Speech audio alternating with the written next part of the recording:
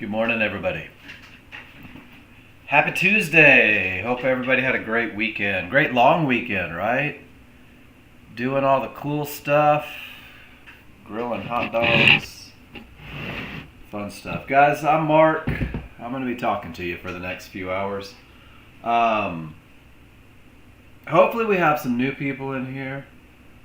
The Minute Bar Mogul. Good morning, Derek.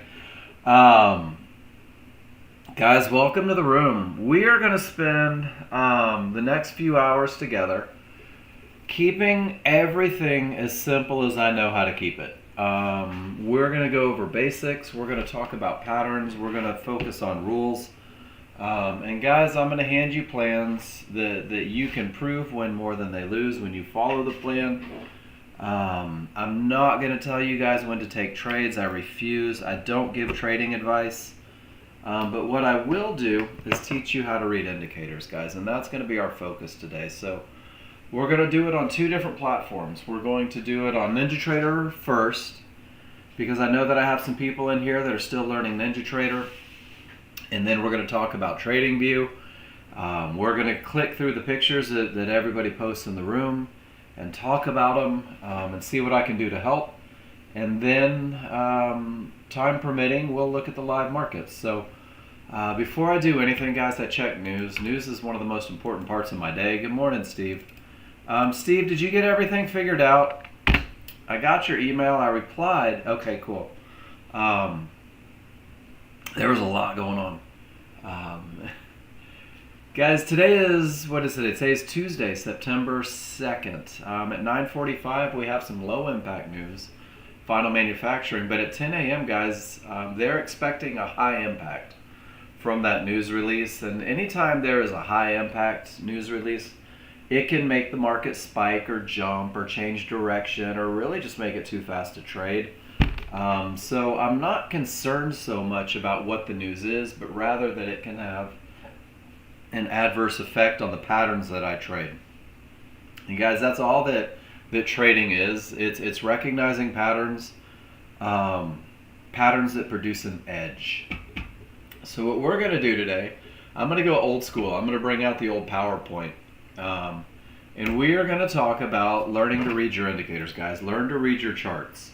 This is my job. If I had to build a resume and hand it to somebody and they said, what do you do?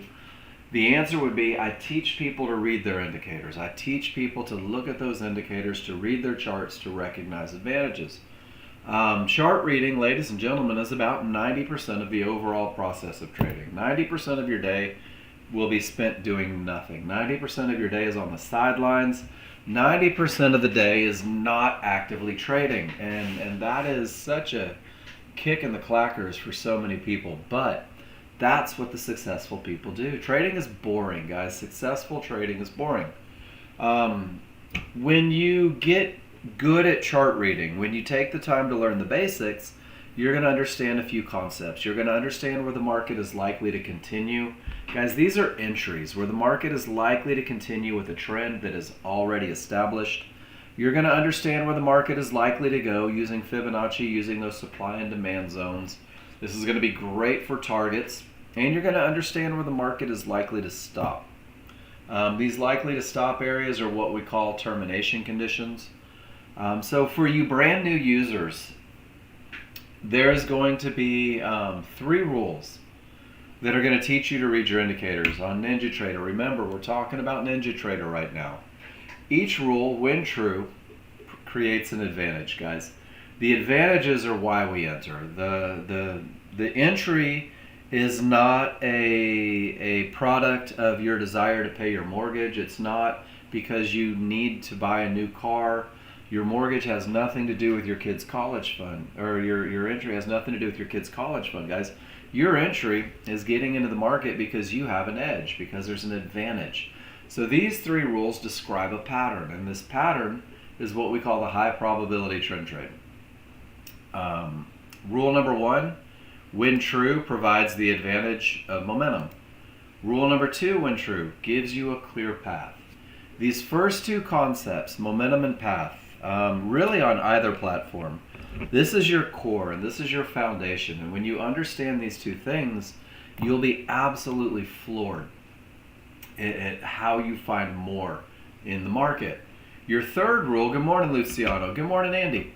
Your third rule is just entry. It's going to put you into a trend trade. It's going to put you in where the market is most likely to continue. These three rules only take 2 charts to produce. You're going to have a large chart, which is a slow moving chart. It's a very broad stroke of a brush. It shows the overall opinion of the market, and it takes 1 bar. Good morning, Miss Cindy.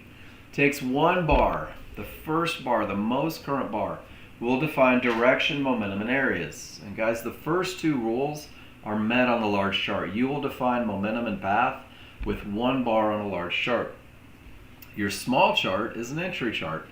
And this refines the big picture. And this is how you're going to pinpoint your entries with rule number 3. And it creates smaller risk and higher profit potential, guys. So it's only 3 rules. Good morning, K-Dog. And it's only 2 charts, guys. And we use these 2 charts no matter which platform you're on. Pay attention to this part. There are forces that are in charge of the market that make the market move. They are the large crowd. This is your big chart. This is your slow chart. And the large crowd wins, guys. They define direction. They react at areas.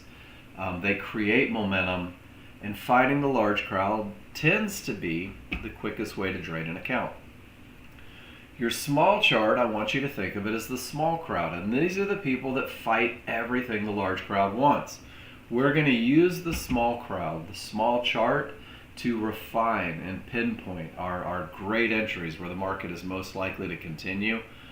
So the idea is that we go with the flow, but we embrace the fight that the small crowd brings. And we're going to do it today. We're going to do it this morning. We're going to get going. Guys, you're going to learn the trigger line and Fibonacci rules for when it's okay to trade. When is it okay to trade? Ready? Here's your Sunday school answer. It's okay to trade when the rules are met. Your rules create an edge, an advantage. It's a pattern that you can prove wins more than it loses. This particular pattern, when the rules are followed, typically wins up to 70 to 80% of the time. Good morning, Morgan. It's an edge. It's an advantage. So it's okay to trade when the rules are met. And guys, even more so, it's okay to not trade if your rules aren't met. It's okay to sit on your hands. There's no qualms about doing nothing if there's nothing to do. That's what day trading is. Everybody in the room has the ability to simulate. You can post pictures in this room. Guys, I give feedback on everything that you do. I am not the trade police. You are not obligated to only take high probability trend trades. 99% of you will venture outside of them because of your ability to read indicators. The one thing I ask is if you post in my room and you're on NinjaTrader, I need you to go back and talk about momentum, path, and entry. I need you to point out and tell me how you read your indicators, because my job is to make sure that you're reading them properly. And if there's a mistake, we'll talk about it. And if there's something you could have done better, hey, good morning, Junior. If there's something you could have done better, if there would have been a way to reduce risk, if you could have increased your profit potential, guys, we'll talk about all of it. So every time you post in my room, it's a private session. Even in a room of 40, it's just the 2 of us talking about what you presented. The idea is that you're reading your indicators accurately so you can make the best choices. If you practice the wrong trades, if you're just trying to get lucky to build that simulated money, it feels good, guys, and the dopamine is real. You will get that dopamine rush. You will feel invincible. But those little short-term victories tend to turn into very long-term failures, because what happens is when you venture outside of the rules, your advantage goes away. And very often, that luck tends to run out the second you go live. You're going to be able to simplify. If you wanted to chat with me, send me a message, Junior. DM me here in Discord. Let me know what's on your mind. It would have to be after class, though. So send me a message in Discord, please, and we'll figure out what I can do for you. Guys, I'm going to hand you a plan for NinjaTrader. I'll do it right now. The plan is what we call a KISS plan. And the KISS plan is designed to optimize your chances of success. And I love that phrase. What the KISS plan is, guys, it is the most basic, highest probability way that you could ever take a trend trade. And it has a checklist for entry, and there's links with pictures of what it means to have the rules met. There's a way to manage it, and there's even a second trade, what we call a medium probability trade, right underneath it. Once again, a very precise checklist for entry and a way to manage it, guys. This plan that I just dropped in the room is just a stepping stone in your learning journey. This is the plan to keep you focused on getting the easiest results while you learn to read your indicators. So if you keep it simple, you'll be amazed at how quickly you get to where you want to be. The second thing is you've got to learn the looks that you're going to commit to, and this will be the second gift that I give you right now. This is the Nexgen trade tracking sheet. This is coming in the room, so if you're a NinjaTrader user, you just got a plan and a way to study it. The first tab is each of the 3 rules broken down individually. There's this idea, I discovered it last week, so I'm feeling pretty smart, called chunking, where you take a big concept, and we'll say that our big concept is a trade, but what you can do is you can break down what it takes to create a trade into the pieces that it takes to create it. So momentum is something that you can learn without ever having to take a trade. Termination conditions, making sure you have a clear path, you can learn that without ever having to enter the market. And then finally, you can define your entries, and you'll piece those 3 things together to create the perfect trade. Under client trades, you guys have been brilliant in my room for years, and I just keep stealing your brilliance, and I drop it in here as a study guide for new users. When we talk about defining entry, there's the entry sequence for both long and short trades, ideas on management, patterns that repeat themselves, and there's even a place for you to put pictures to build your own plan. I find taking pictures is one of the most effective ways to get to where you want to be, because every time you take a picture, if you take the time to annotate that picture, what happens is you are literally writing a recipe for success. You are describing the pattern that gives you an edge. So use that spreadsheet, guys. Learn those looks until they become easy. And what I'm going to do is I'm going to go through the high probability trend trade. I'm going to speed up a little bit. If you have a question, I want you to raise your hand. If you have a question, I want you to drop it in the room. If you're looking at a chart and you don't know what you're talking about, refrain from going, hey Mark, on crude oil right now. Take a picture of crude oil right now. Drop it in the room. Get in that habit of getting my attention with pictures. That's how you get the private sessions. We're going to talk indicators so you know what you're working with. Both large chart and small chart will have areas, guys. Areas, for the most part, are horizontal lines that run across both your large and small charts. They all have names. You're going to see divergence highs. This is a magenta line. It prints off of a pivot, and a pivot means that the market went up and down or down and up. When this line prints, it lets you know there's a loss of momentum in the move, guys. So divergence is a loss of momentum. You see it visually. There's a negative number that goes with it. That negative number is a byproduct of the calculation. It doesn't have any significance in the strength of that divergence. Divergence either is or is not. If you see it from a low, it's a cyan line. Hot pink, baby blue for you guys that aren't color savvy. You're going to see red Fibonacci resistance. When the market is trending up, this is a point where the market may stop, bounce, or reverse completely. You'll see Fibonacci support when the market is trending down. This is an area, a point where the market may stop, bounce, or reverse completely. You're going to see yellow 1-to-1s. These are fibs in the moment, guys. And if the market is trending up, these yellow 1-to-1s may behave as resistance. If the market is trending down, they may behave as support.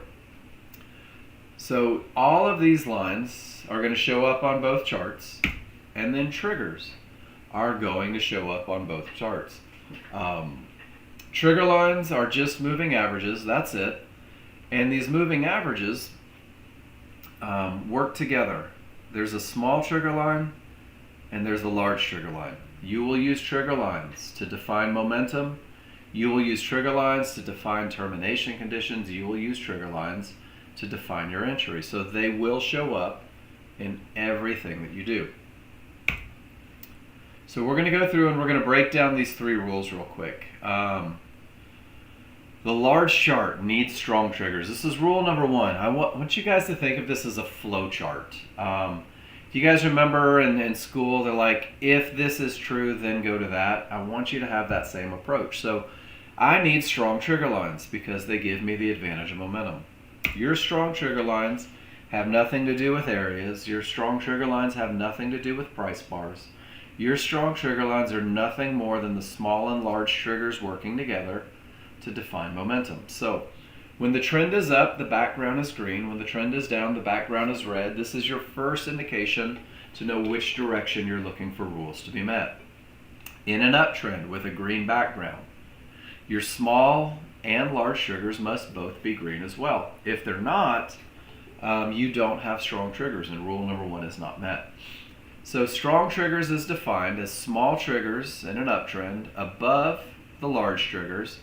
Both triggers are wide, they're going up, and there is space that's created between the two. When there is a gap between the small and large, the odds are favorable for the market to continue up. In a downtrend, small and large must both be pointed down. And it's the space when the small break away from the large. That space lets me know that the odds are favorable for the market to continue down. So odds favorable momentum, guys. You're going to hear that a lot. Odds favorable momentum. You're going to see it annotated on charts. OFM. When you have strong triggers, the trend is more likely to continue to push in the direction of the trend. When you have strong triggers, this is what you're looking for to have the potential to break key areas. When you have strong triggers, you are going to be buying or selling areas on a smaller, faster chart to take that wonderful trade. But when the gap closes, when the small triggers return into the large triggers, we call this weakness. And most of you recognize right off that weakness is the opposite of strength. So strong should make you feel good about looking for the next rule. Weakness is when anything can happen up or down. This is where you see retracements from the middle of nowhere. This is where you see Fibonacci areas holding the market with a higher probability. So strength and weakness, it's one option either way. You either have the rules met or you do not. Is everybody good with that? This is typically the easiest lesson that you'll ever get. Separation between the small and large is strength. How cool is that? There it is right in front of us. Right on the most current bar, the small triggers are above the large triggers. There is space in between the two. The same is true on crude oil. Smalls are above the large, and there is space between the two. Guys, don't overthink it. It either is or it is not. Once you have it, we're going to make sure that there's nothing in the way. No brick walls to stop forward progress. No areas on a large chart to create problems. Remember, your large crowd reacts at those areas. So when they're there, the path is not clear. And we're just looking for divergence highs, divergence lows, resistance, support, yellow 1-to-1s. All of these areas are where the large crowd are most likely to make decisions.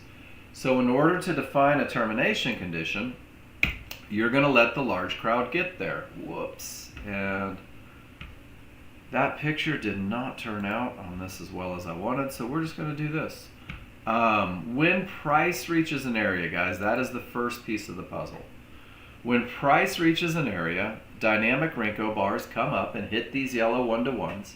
All you have to do is count triggers. So price reaching the area sets off the decision-making process. The trigger lines will tell you what the most probable reaction will be. So when price reaches an area, count the triggers. Guys, both small and large remain below these yellow 1-to-1s. None of my trigger lines are through. On TraderView, do the trigger lines match in color? You can make them match in color if you want. I don't think they do stock though, Carla. When we get to TradingView, we'll take a look at it and we'll go through settings and get you comfortable with what you're looking at.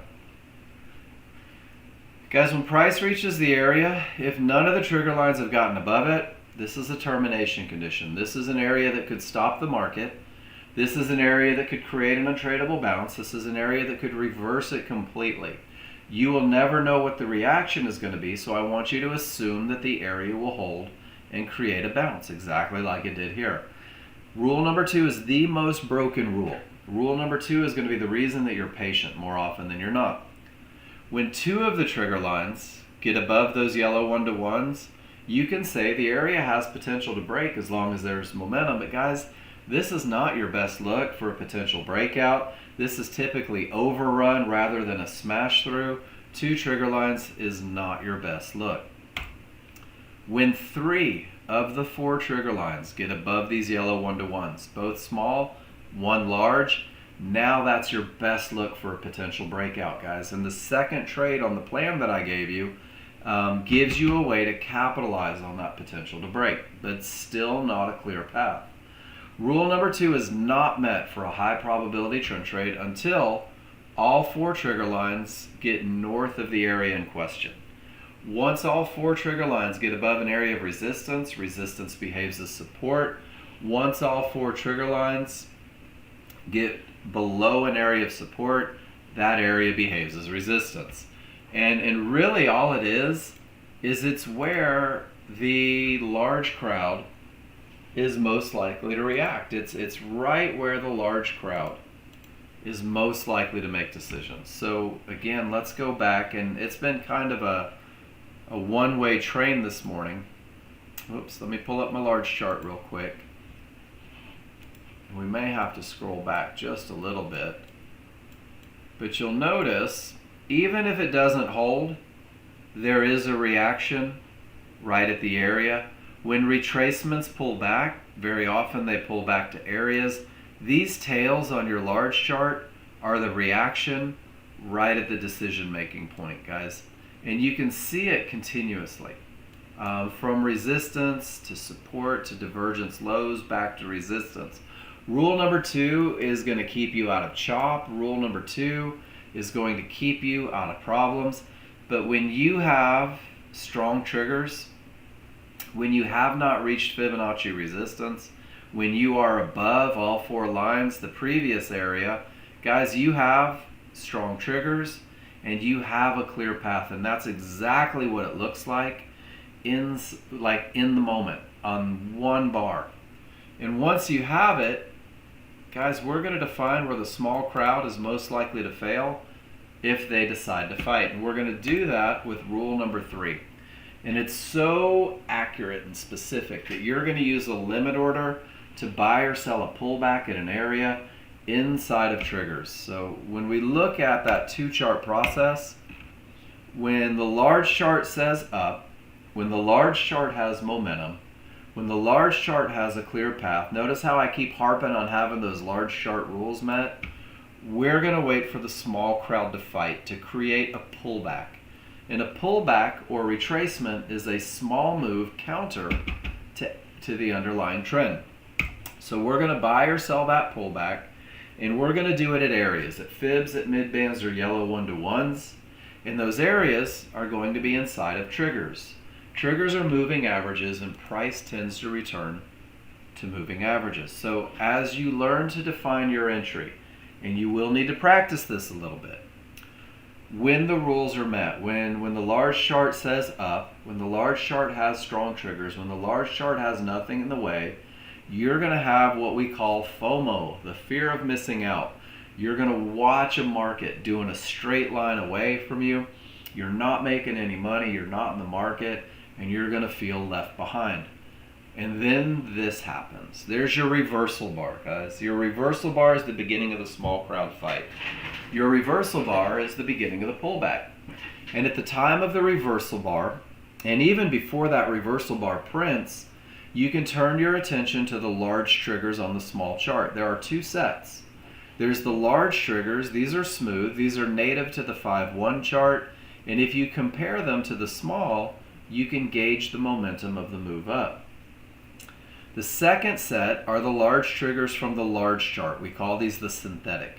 And what the trigger lines do for you in the entry logic is they will define where that pullback is most likely to go. They will define the range for the retracement.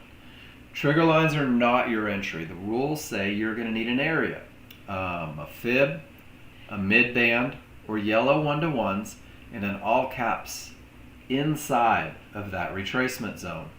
So reversal bar begins the pullback. Triggers define where that pullback is most likely to go.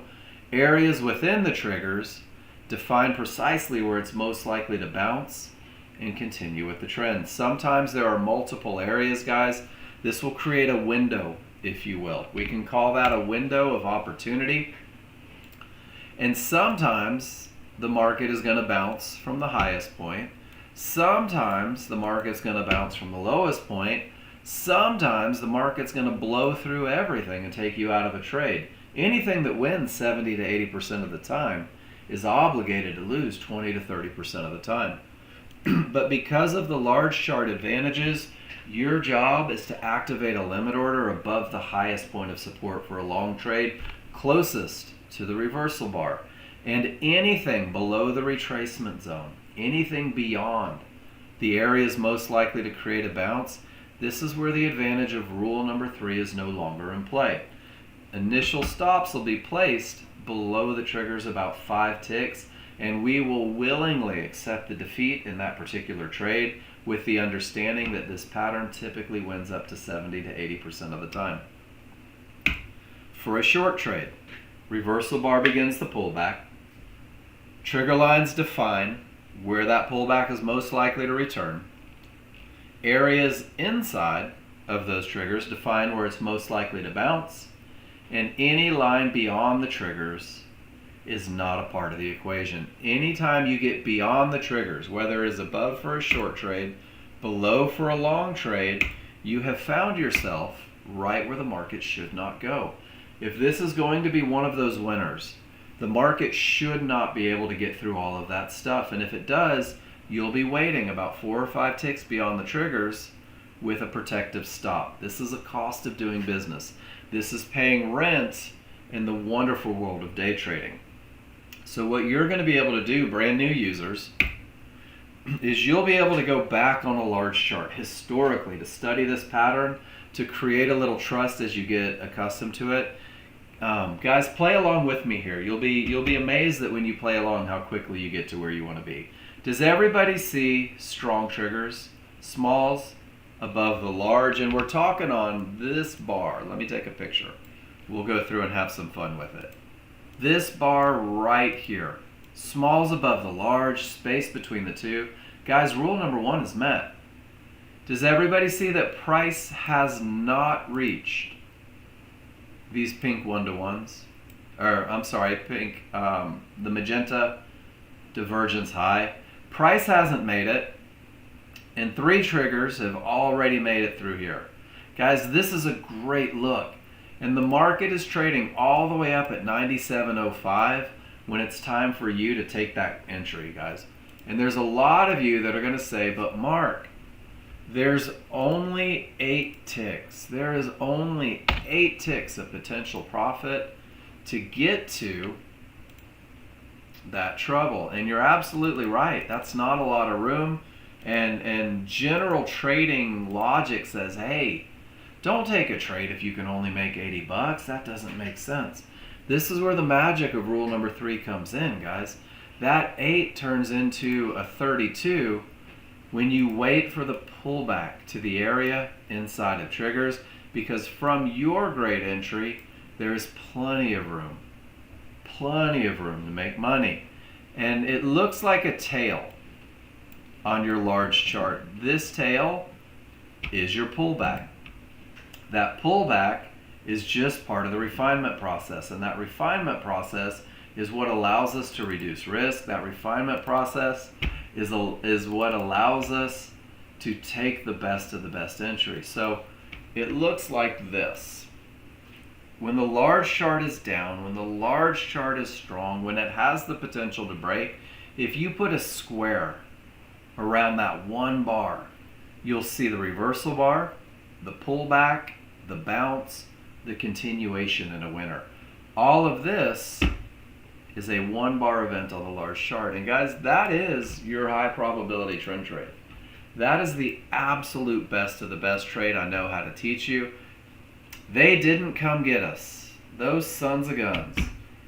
But we knew exactly before the retracement where they were most likely to come back and bounce. Let's see if we can find odds favorable momentum and at least the potential to break. That's a tiny little tail. This is how we're going to study, guys. And it pulls right back to the area, right inside of the retracement zone. Does everybody see that? And if you back it up just a little bit with all that momentum, but no triggers through, the pattern is still true. And it's this pattern that's going to create the trade. It's the pattern that gives you the highest chance of success, guys. Momentum and path, circle the tail. What does it look like? I'll be darned, it pulled right into the retracement zone, and there were areas in there. New users, NinjaTrader users, can you give me a Y if you see the pattern? This is your best of the best. Triggers didn't break through, big untradeable retracement, but when the market continues up and that potential to break is there, right to the mid band inside of triggers, and sure enough it bounces up. 3 triggers through, ladies and gentlemen, there's your area inside of triggers, and it bounces up, and now they're returning back to the areas inside of triggers. But the challenge is we don't have a clear path yet, and our small chart is showing a loss of momentum, and these momentum losses are the biggest killer of that potential to break trade, and you can see the market pushing lower. So guys, that is NinjaTrader. NinjaTrader is 3 rules, 2 charts, and it's designed to optimize your chances of success. It's designed to give you the highest chance of success as you learn to read your indicators. This methodology right here, 3 triggers through, strong triggers, this is the basis for that automated system, guys. We have automated the perfect entry for you, but you're still going to have to manage it. But that's exactly what you have in that system. The second system, or the second platform, guys, is TradingView. TradingView still uses 2 charts. It uses a big chart and it uses a small chart, a broad stroke of a brush and a refinement chart. TradingView uses 15-minute bars on the large chart. Guys, that is a long time, 15-minute bars. So we're going to read it a little differently. Your small chart is a 1-minute chart. So we've got the big chart, we've got the small chart, we've got the broad stroke of the brush, we have the refinement chart. I'm going to give you guys the plan that I'm looking at right now in the room. And I'm also going to give you a spreadsheet as well that's got a lot of great pictures on it as you learn to study. So once again, this plan is a stepping stone in your learning journey, guys. And I'm going to tell you 90% of your day is spent doing nothing. We traded this plan together last Thursday as a classroom. And over the course of the entire classroom, we took 2 trades. That's it, 2 times when the rules were met. And I believe we ended somewhere around $600. Which is not a bad hourly rate. This is teaching you to read your indicators. On the plan is a very minimal NASDAQ and S&P workspace that removes all the noise that isn't important. Your 15-minute chart is your roadmap for key targets, for turning points, and for terminations, guys. And the small triggers on this chart will define the direction and the overall momentum of the market. So that's a little different than what we're accustomed to on the Renko bars. Make sure if you're trading TradingView, you're using a TradingView plan. Make sure if you're on Renko, you're NinjaTrader, using a NinjaTrader plan. So to read your large chart, you'll notice that there are no large triggers on this large chart. It's too slow. It takes too long to get the information. So guys, we're only using the small triggers. In the workspace I gave you, the large triggers are removed. So, Miss Carla, if you're trading that workspace, you don't even have to worry about the large triggers. Small triggers are either going up or they're going down. That's your first read, guys. Direction of the small triggers will determine which direction you're looking for a trade.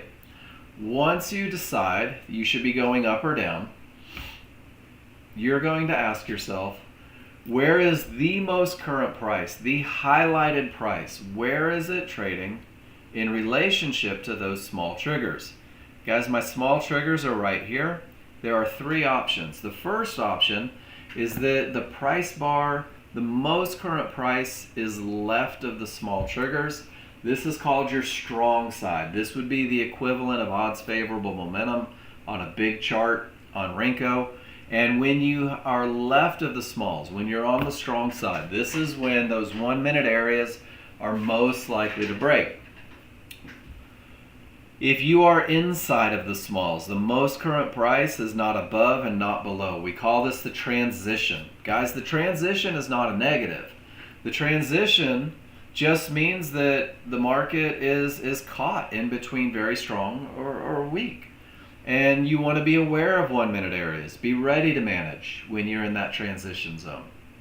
And then when you are below triggers that are up, or you are above triggers that are down, when you are on the right side, to the right of those triggers, you are on the weak side. You are still looking for short trades. You are still looking for long trades, but those 1 minute areas are most likely to create bounces to cause trouble. So it's imperative that you are hyper aware of any trouble on that smaller, faster chart.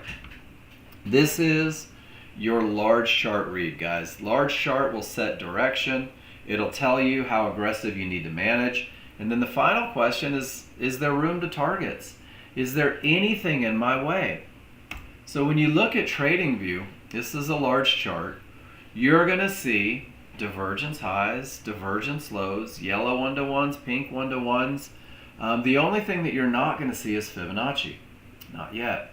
So in exchange for those Fibonacci areas, you can use supply and demand zones. You can use an indicator created by Chart Prime.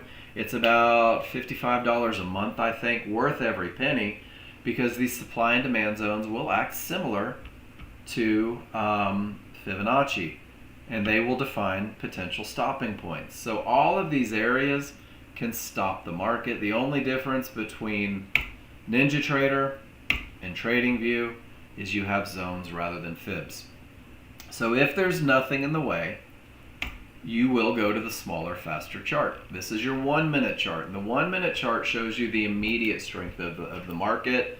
It's going to define entry points. So entries will be taken from mid bands and areas for a trend trade, and it will be taken from zones, areas, or HVA lines for a momentum trade. There are only two entry styles that you're going to see on TradingView.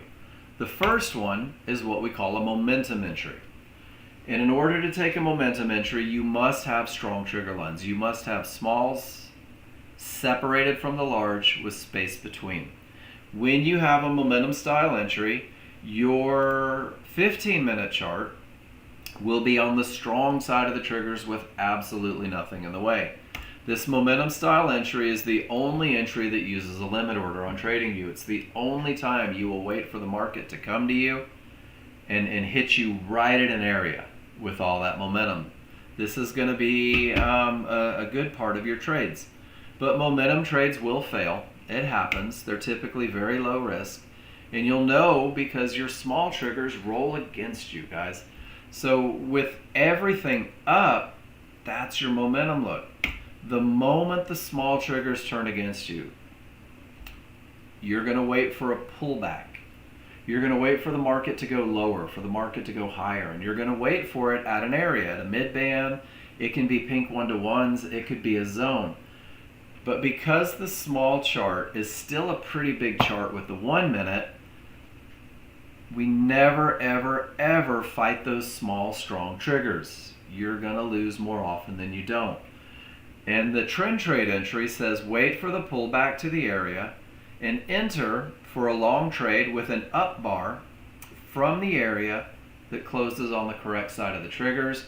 And for a short trade, it will be a down bar that closes from the area on the correct side of the triggers. There are examples of both longs and shorts when we get to the final page of the plan. This is your checklist for entry. For the trend trade, 15-minute is not trading into zones. Notice that it doesn't reference strong, transition, or weak side of the triggers. We're just going with the trend, either up or down. But the 1 minute is not trading directly into problems, not into zones, not into areas, not into 3 divergences in the same price range. We have to have room to make money, guys, room to targets. If these are true, you're going to buy or sell a close on the correct side of the triggers on the 1 minute chart. So as soon as the small triggers roll, as they did right there, your job is to wait for that mid band, for the area, and enter on a close on the correct side to continue down with the trend. And then there's the momentum trade. And the momentum trade says nothing in the way on the 15-minute chart. Guys, this is a very solid and repetitive phrase. 15 strong side of the triggers, 1 minute strong triggers. You cannot take a momentum trade without momentum, my friends. Any pullback to an HVA line or area for entry. So what does it look like? In an uptrend. The smalls are up. Price is on the strong side of the smalls. There's absolutely nothing in the way. On your small chart, the area must break. It pulls right back to the area. You will enter at the area with a limit order. This is your momentum style trade, guys. There are only 2 entries. And your entries do not include just jumping in, hoping it goes up. Your entries do not include fighting everything, hoping that it produces a winner. You've got a very solid checklist here. Are there any questions about the chart read on the trading view? And then Miss Carla, smalls are always going to be smaller than the large. So even if the colors don't match, that's a Renko bar thing. That is a Ninja Trader look. So even if the colors don't match, as long as you can recognize the difference between the small and the large, the faster moving, the slower moving, you'll be just fine. Does that make sense, Miss Carla? But if you need them to match for some reason, you can go to your trigger line settings and large trigger line colors, green and red, small trigger line colors, green and red. I believe that'll do it. And if I click OK, nope, that's not the setting. I'll have tech find the setting for you. So let's do a live chart read. What do you say? And this is a weird look, but this is a very real look that's going to happen.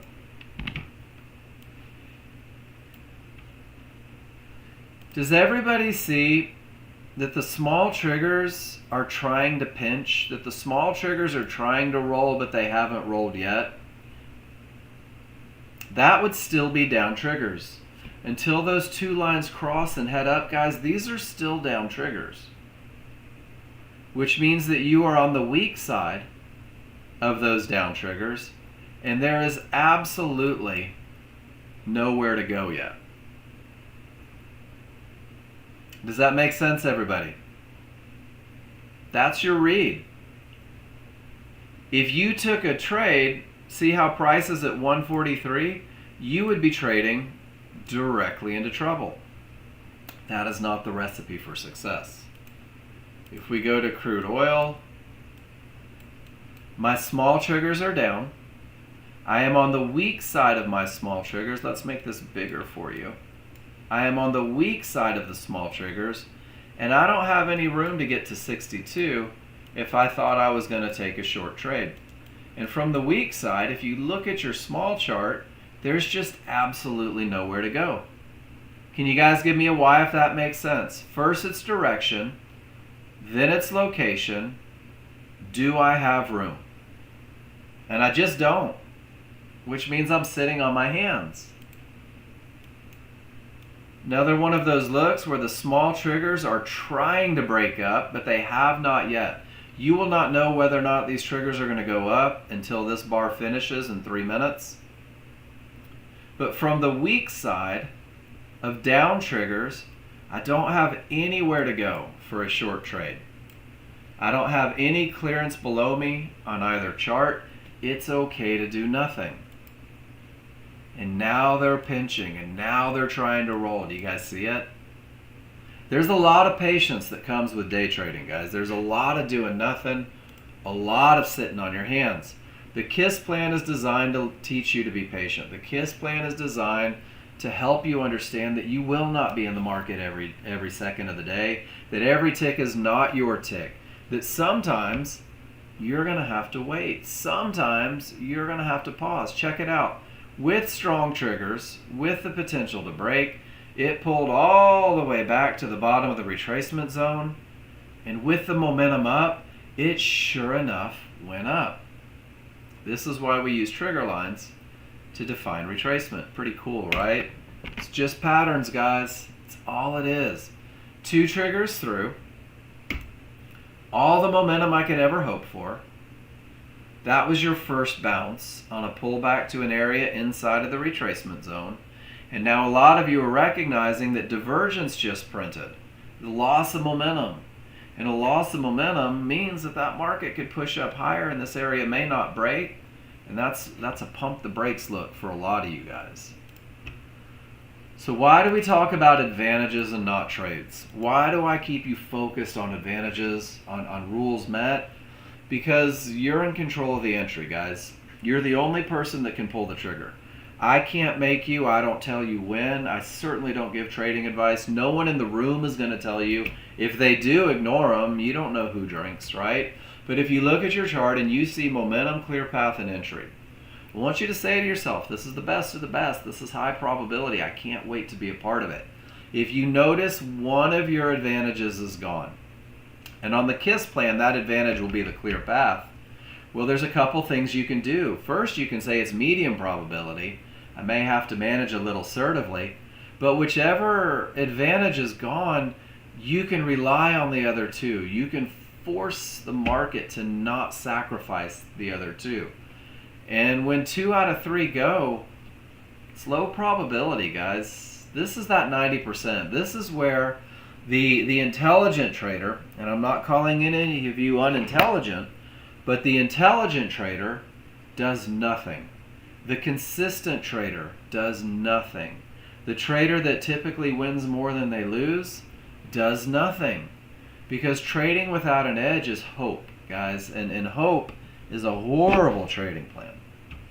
So you control the entry, but when you know what's working for you or against you, guys, that is where you know how you need to manage.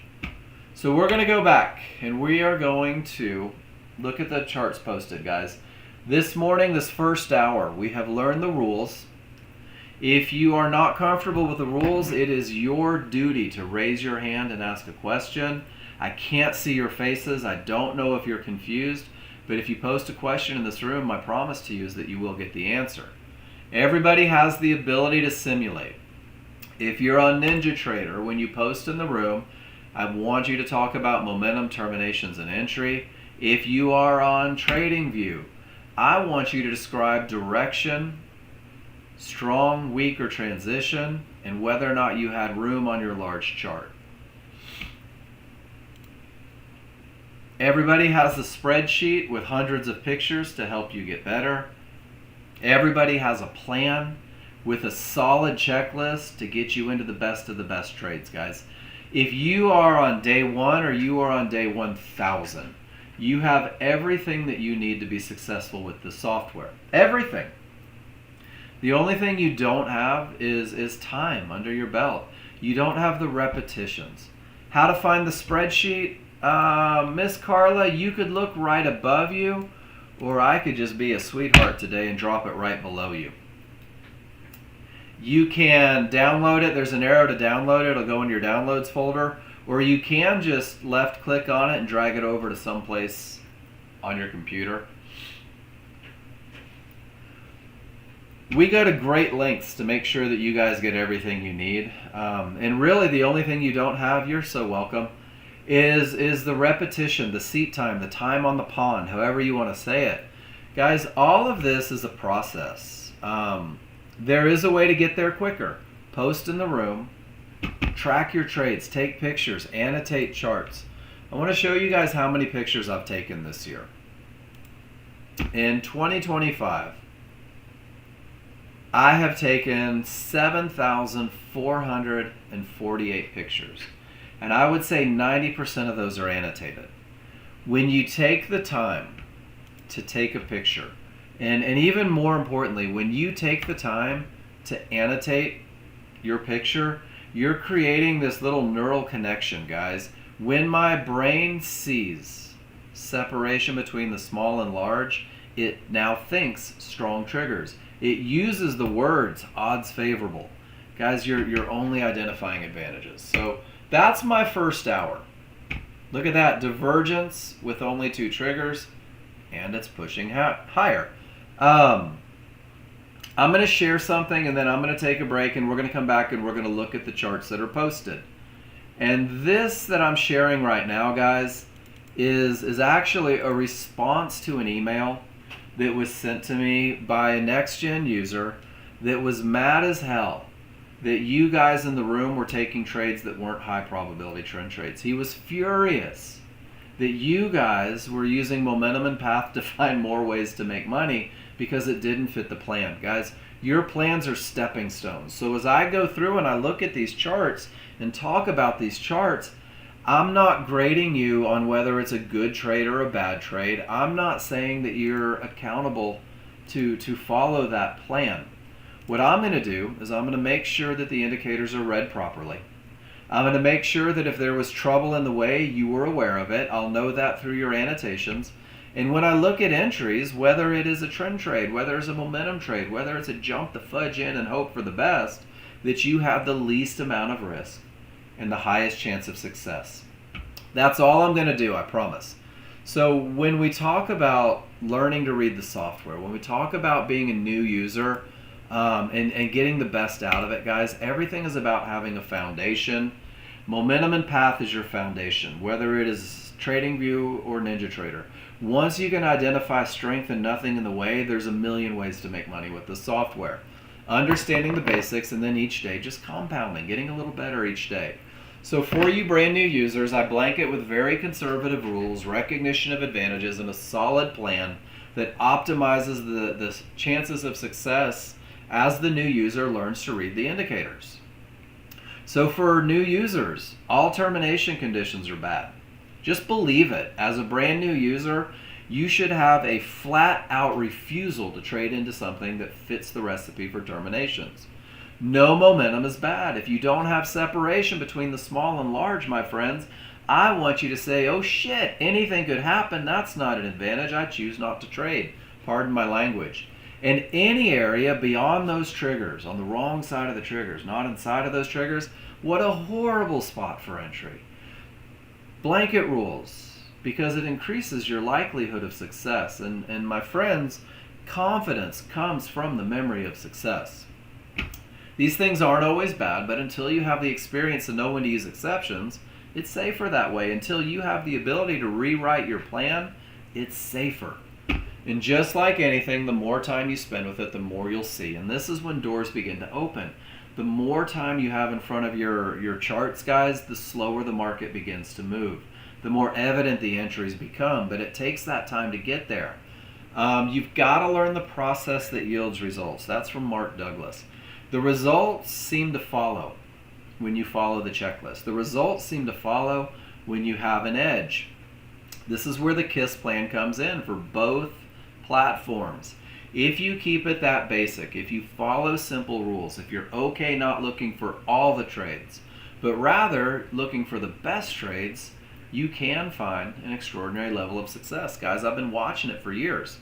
So the further you new users deviate from simplicity, the more you try to emulate the people in the room that are 5, 10, 15 years ahead of you, the longer it's going to take you to become comfortable, the longer it's going to take you to get to where it is you told us you wanted to be. So question everything. All caps, right? I encourage it. If you don't agree with what I'm saying, challenge me. I'm okay with that. Do it respectfully. Do it with a picture. Go back to the rules, because that's what I'm going to do. I want you to learn, but I also, this is for my wife, give yourself a little grace. You're brand new. It's okay to be. So if you're learning to read indicators, you will make mistakes. If you're learning to follow a plan, you will make mistakes. My promise to you, and I make this promise every day, is that if you show me your mistakes, we'll work together to fix them. So as we head into the rest of the classroom, guys, we're gonna have a good time. We're gonna look at your charts. We're gonna talk about advantages. Look how divergence with only 2 triggers killed the trade. Love it. Avoidable losses, my friends. I'm gonna go through and I'm gonna click on charts and we're gonna talk about them. And we're gonna go through the large charts in the market and we're gonna do live reads. So let's do our live read and then everybody goes and stretches their legs. This is crude oil. My small triggers are up, but my large triggers are down. Is rule number 1 met? New users, what do you think?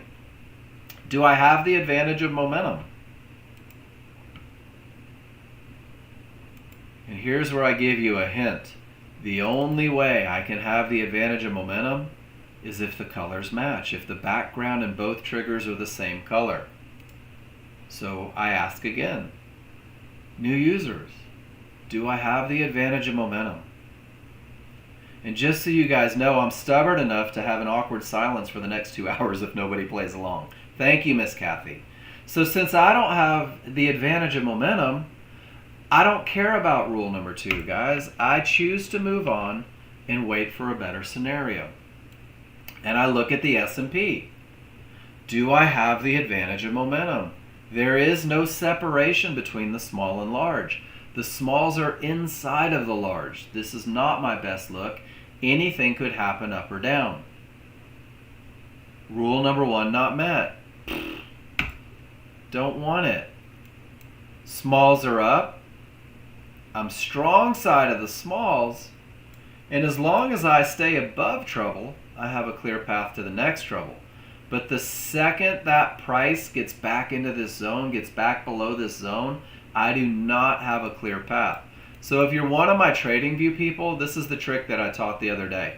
Take a trend line and put it right on the top of that zone and say to yourself, under no circumstances do I take a long trade into that green line. If I want to take a long trade, strong triggers, pull back to the zone, off it goes. My entry has to come from above that area. Does that make sense, trading view people? First it's up, then it's strong side, room to targets. Let's look for an entry. Let's see if we can find a way to make some money. Pretty cool, right?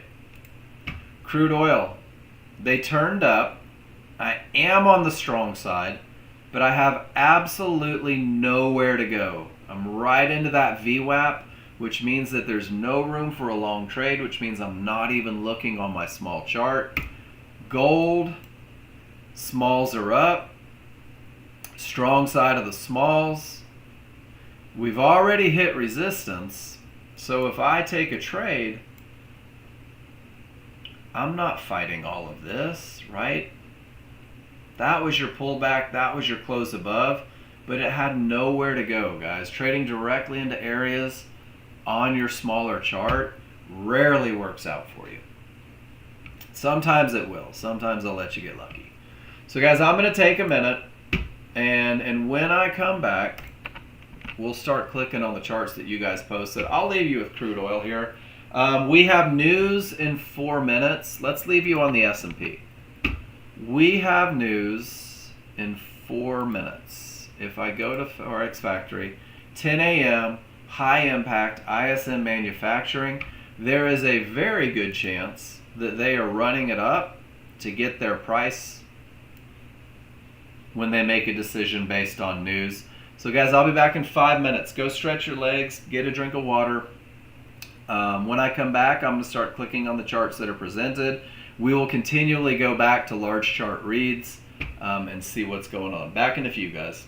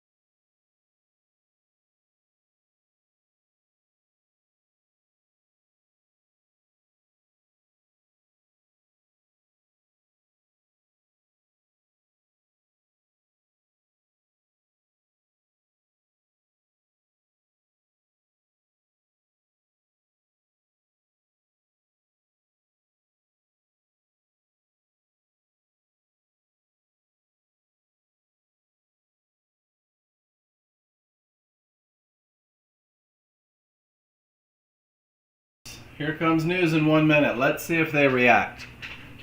And while we watch news react, I'm going to scroll up to the very top. I'm going to start looking at the charts that are presented, guys. This is the best part. This feedback is nothing more than helping you understand what it is that you're seeing on the charts. While I scroll up, I guess they wanted it to go up from news, huh? While I scroll up, I'm going to tell a story. If you've never been in my classroom, I do love a good story. And I draw a lot of parallels to my life and trading, and the one that I'm going to talk about right now is golf. My midlife crisis was golf. And the one thing that, one of the things that happened is in my golf game recently, I forgot how to golf. And I don't know what happened, but I forgot how to golf. Just lost my swing completely. And when I did, I've been struggling for a month and a half on my own, trying to fix it on my own. And what I realized is that all I was doing was getting frustrated. All I was doing is getting pissed off that I couldn't hit the ball. And I changed my approach. And yesterday, I booked lessons. Can you guys hear me? Give me a Y if you can hear me, please.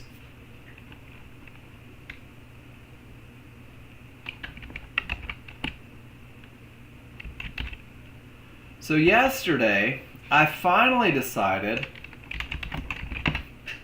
that I'm done struggling.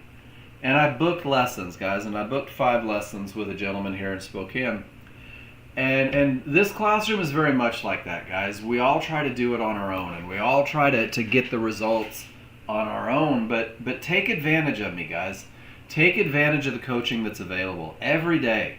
If you're struggling, let me help you fix it. And so Andy posted, and Andy said, Mark, check it out.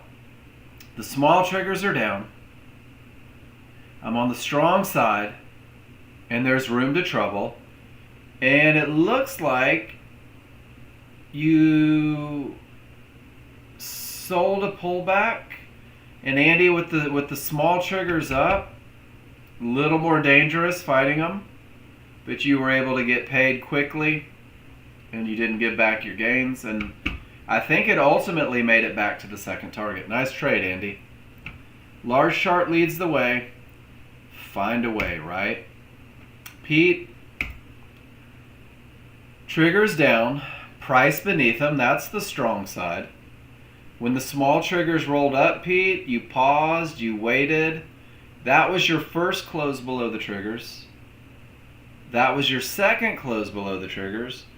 And you finally get in at 46. Waiting for the triggers to roll is not a rule. So guys, this is where feedback comes in, and it helps you a little bit. When you are outside of the outer band, do you guys remember last week we talked about this? Outside the outer band, only shorts. Longs are going to be very, very difficult for you. When you are in that realm outside, this outer band can react as resistance. This outer band can stop in a strong trending market and then create continuation down. So Pete, a close on the correct side of the small triggers, right at the outer band, gives you about an extra 5 or 6 points to get down to trouble. Nice trade, Pete. And then same thing, price in between triggers. Is this transition? Absolutely. And it's not no trades. Transition is still down. It just means you're going to be a little more aware of anything in the way. And you guys will notice that the price came back inside of the outer band. So the outer band is no longer behaving as resistance, which means, Pete, when you are transition, when the smalls and large begin to roll up, you're looking for that pullback to the area to take a close on the correct side of the triggers. Does that make sense, everybody? Because it's transitional, Anything is more likely to create a bounce exactly as it did because the smalls and large have rolled. The next trade would have been somewhere up around the mid-band with the close on the correct side of the triggers. Good question, Pete. Nicely done. I'm going to scroll back up. And Miss Jen gave us one this morning. And Miss Jen says, termination reached. The small triggers are up, but they reach the outer band, and the outer band is certainly a termination. And from that termination, Jen, you took the HVA trade. Nicely done. And guys, the HVA trade is not on the plan. On the very basic KISS plan that I gave you guys, the HVA trade going short against small triggers up is not a part of the equation. But it is a plan that's in the plan on the website. And it's the ability to use these HVA lines to trade from a termination to have the first shot at the continuation down. Jen, you did it beautifully. I'm not sure how you didn't get stopped out. And then nice hold for the second target. Nicely done. All right, let's see who's next. Pete and Pete and Pete. It is the Pete Show, my friends. Let's see what you did, Pete. Trigger still down. Transition. Room to trouble. And Pete, this is pretty cool because it did exactly what we talked about, right? It bounced, it bounced, it bounced, and then it pulled right back to the mid-band and gave you a close below. You enter on the close below and get paid. And then it comes right back to the mid-band. You enter on a close below and get paid. Outstanding, Pete. Both of those are beautiful. Both of those are beautiful. Still down. Oh my gosh. And then Pete, you just jumped the fudge in. Morning, sword trader. Pete says, with this look, with everything down, with room to trouble, I'm just going to jump the fudge in. I'm not going to wait for pullbacks. Who's got time for that? But because of momentum and path, what an easy way to grab $140 per contract and get out before the momentum goes away. Pete, I do believe this is what the chili dog looks like on TradingView. Really nicely done. When it's strong everywhere, when there's nothing in the way, you found a way.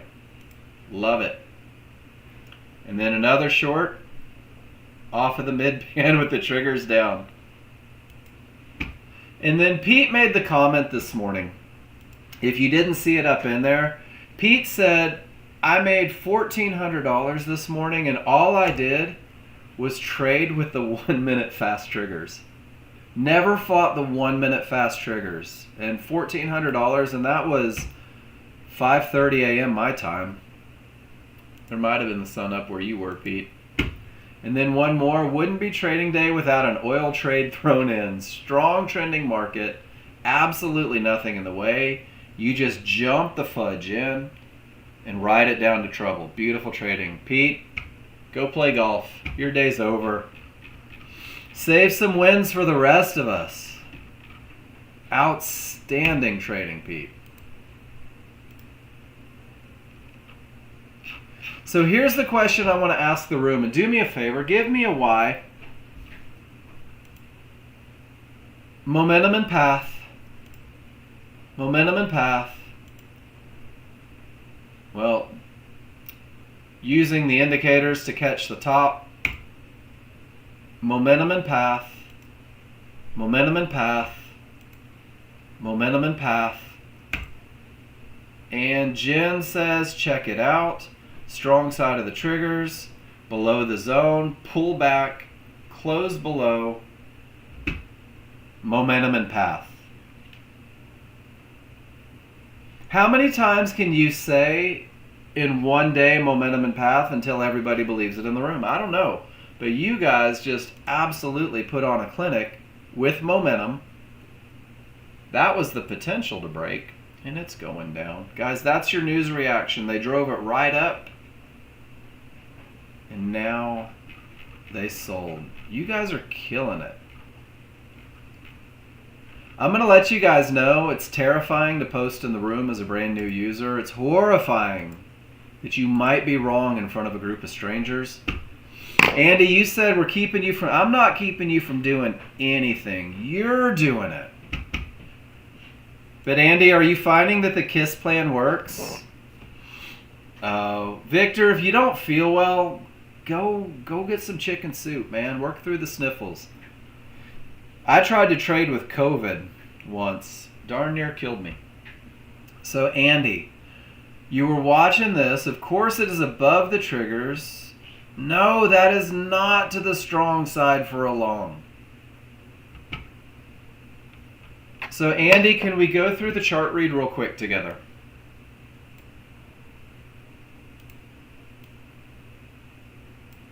Are you in here? Guys, and play along with me, please. The smalls are down. It's the weak side of the smalls. And from where you're at, you do have room down. Does that make sense, everybody? Can you see it? Do I need to make it bigger? Make it bigger. Smalls down say nothing but down, guys. Andy, this is not the strong side for long. This is everything on God's green earth says down. Your path of least resistance is go down with it.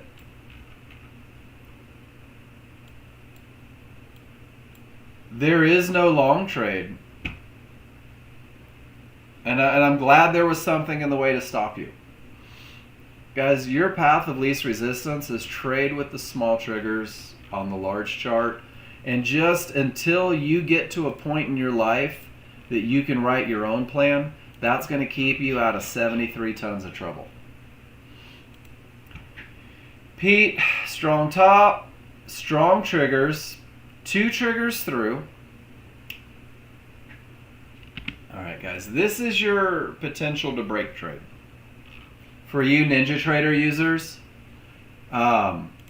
he says 50-50, and what he's saying is half of my triggers are through and half are not. Does everybody recognize that as the potential to break? So this trade is what we call a 50-50 trade. And there's a set of rules that have to be met to have the best chance of success. Does everybody remember that a trade is momentum, a trade is path, and a trade is entry? If it's only the potential to break, all you're working with is momentum and entry. So things become very important. Strong triggers are very important, not only on the large chart, but also on the small chart, separation between the small and large. Not having divergence on the small chart is huge, because divergence is a loss of that momentum that we need to break that area. Pete takes the perfect entry right at the area in the retracement zone, and he manages out right at the thing that could cause trouble. Pete, perfect execution of a medium probability trade. And then when divergence prints, that's the killer. And notice Pete doesn't get back in at the mid-band. Nicely done, Pete.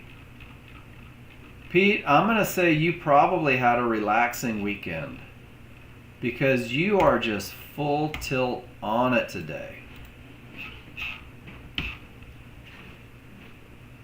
All right, guys. This is what we call the chili dog. Big day today. I love that. This trade is called the chili dog. And those of you that take this trade, make sure you thank Ron C for it. Because Ron C says, hey, Mark, I'm going to take the lessons that you give in the high probability trend trade, and I'm going to take those lessons and I'm going to create my own trade. I'm going to find a way to use those advantages outside of the very basic way that you teach to do it. And there's a couple things that you'll notice about this trade. The first thing is that it relies on momentum. Momentum pushes the market, guys, so you can't take a momentum-based trade if you don't have momentum. The second thing Does everybody remember the phrase? Large crowd reacts at areas. Decisions are made here. So I say this every day with termination conditions. Every day. This is where the large crowd is most likely to make decisions. Ron said, well, if I let price get beyond the decision-making zone, if I let the back of the bar get beyond that decision-making zone, well, then Mark Price is no longer at the decision-making zone. And I've got room to see if momentum pushes to the next area. So he just jumps the fudge in with momentum and room to trouble and jumps the fudge out before he hits something solid. Guys, this is a trade you'll hear in the room called the chili dog.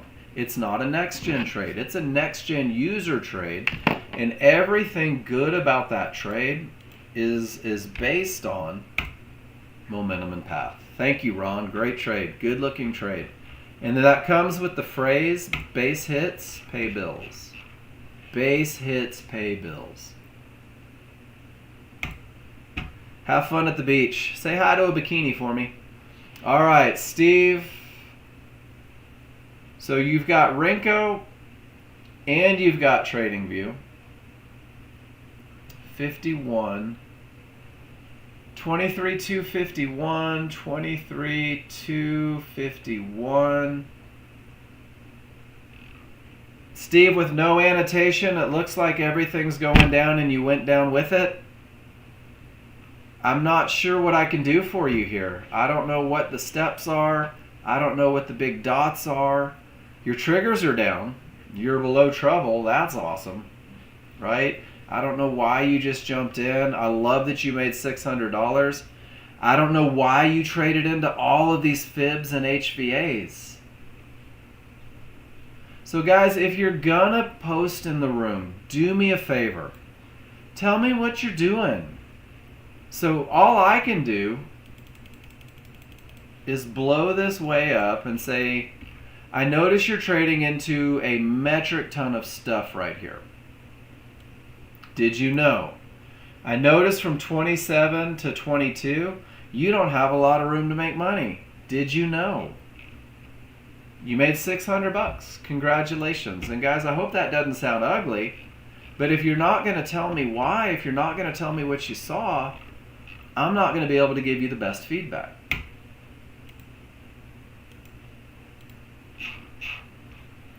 All right, Andy V, you said you saw this take place. So let's see.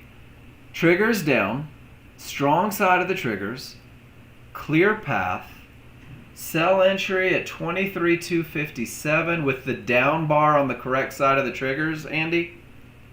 Pulls back to the outer band, back to the HVA. Andy refuses to fight the small triggers. He says, hell no.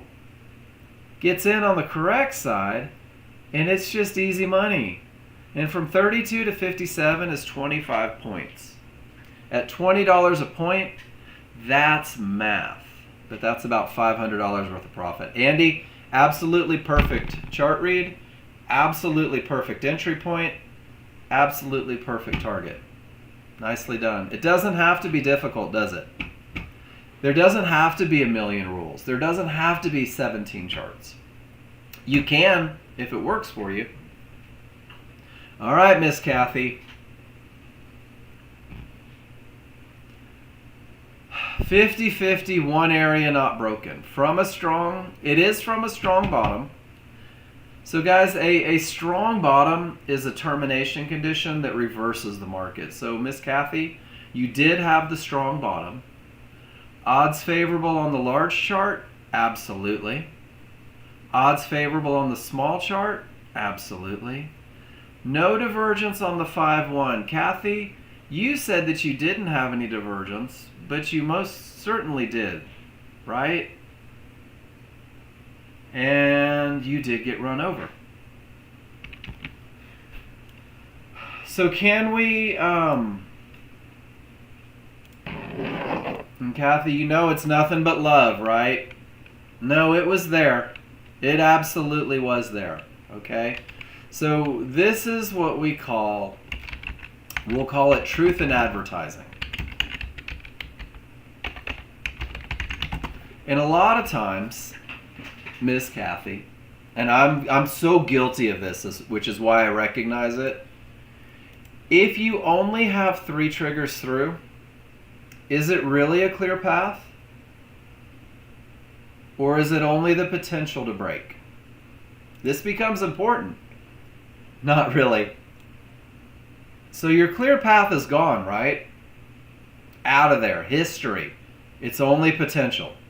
So you say, I'm going to rely on momentum and I'm going to insist on the perfect entry.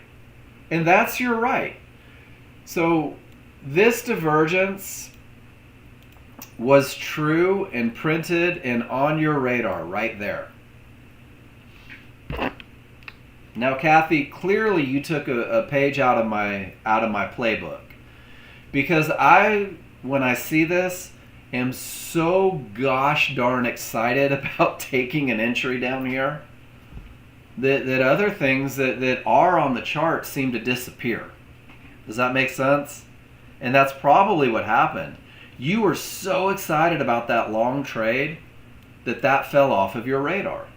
That's normal. That's part of it. So this is one of the ways that when you know what you're up against, it'll change the whole dynamic of your trade. If you had called 3 triggers through potential rather than a clear path, you may have been a little more aware, looking out for that divergence, and then you would have seen it print and you would have been a little less likely to take that long trade. Does that make sense, Kathy? This is one of the best mistakes you guys can make. This is one of the best mistakes you can make because it's an easy fix. And it all revolves around whether or not it's a clear path or whether it's just the potential. Nicely done. Thank you for sharing that, Kathy. Guys, it's terrifying to feel like you might be wrong and then post in a room. I want you to be wrong. If you're a brand new user, I am hoping and praying for you to be wrong, because here's the truth. I've broken every rule that you'll ever break. I have even made up scenarios that break rules that most people didn't know existed. I have fought triggers. I've traded in the areas. Guys, I've jumped in on the wrong side of triggers. I've just jumped in hoping things work. And the one thing, my saving grace, was that I posted in my brother's room when he taught this room.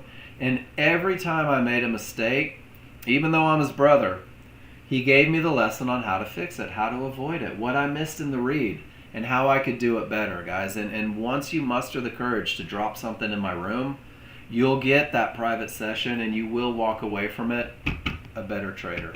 You can't learn what's right until you do what's wrong. I believe that.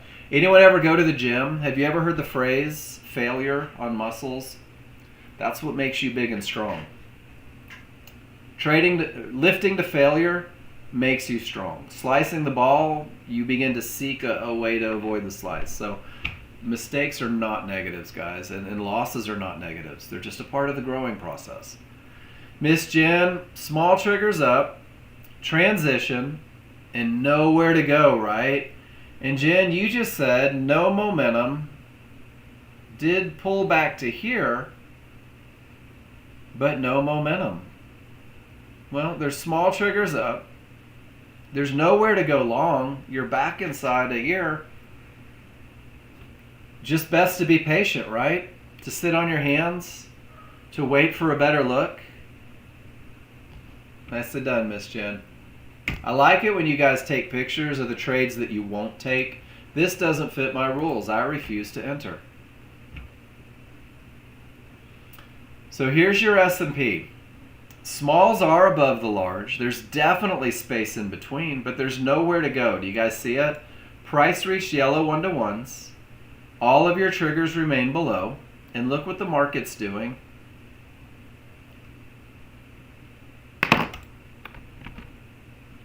Smalls are above the large. There is space, but price reached red resistance. All the triggers are below. And look what the market's doing. Do you guys see it?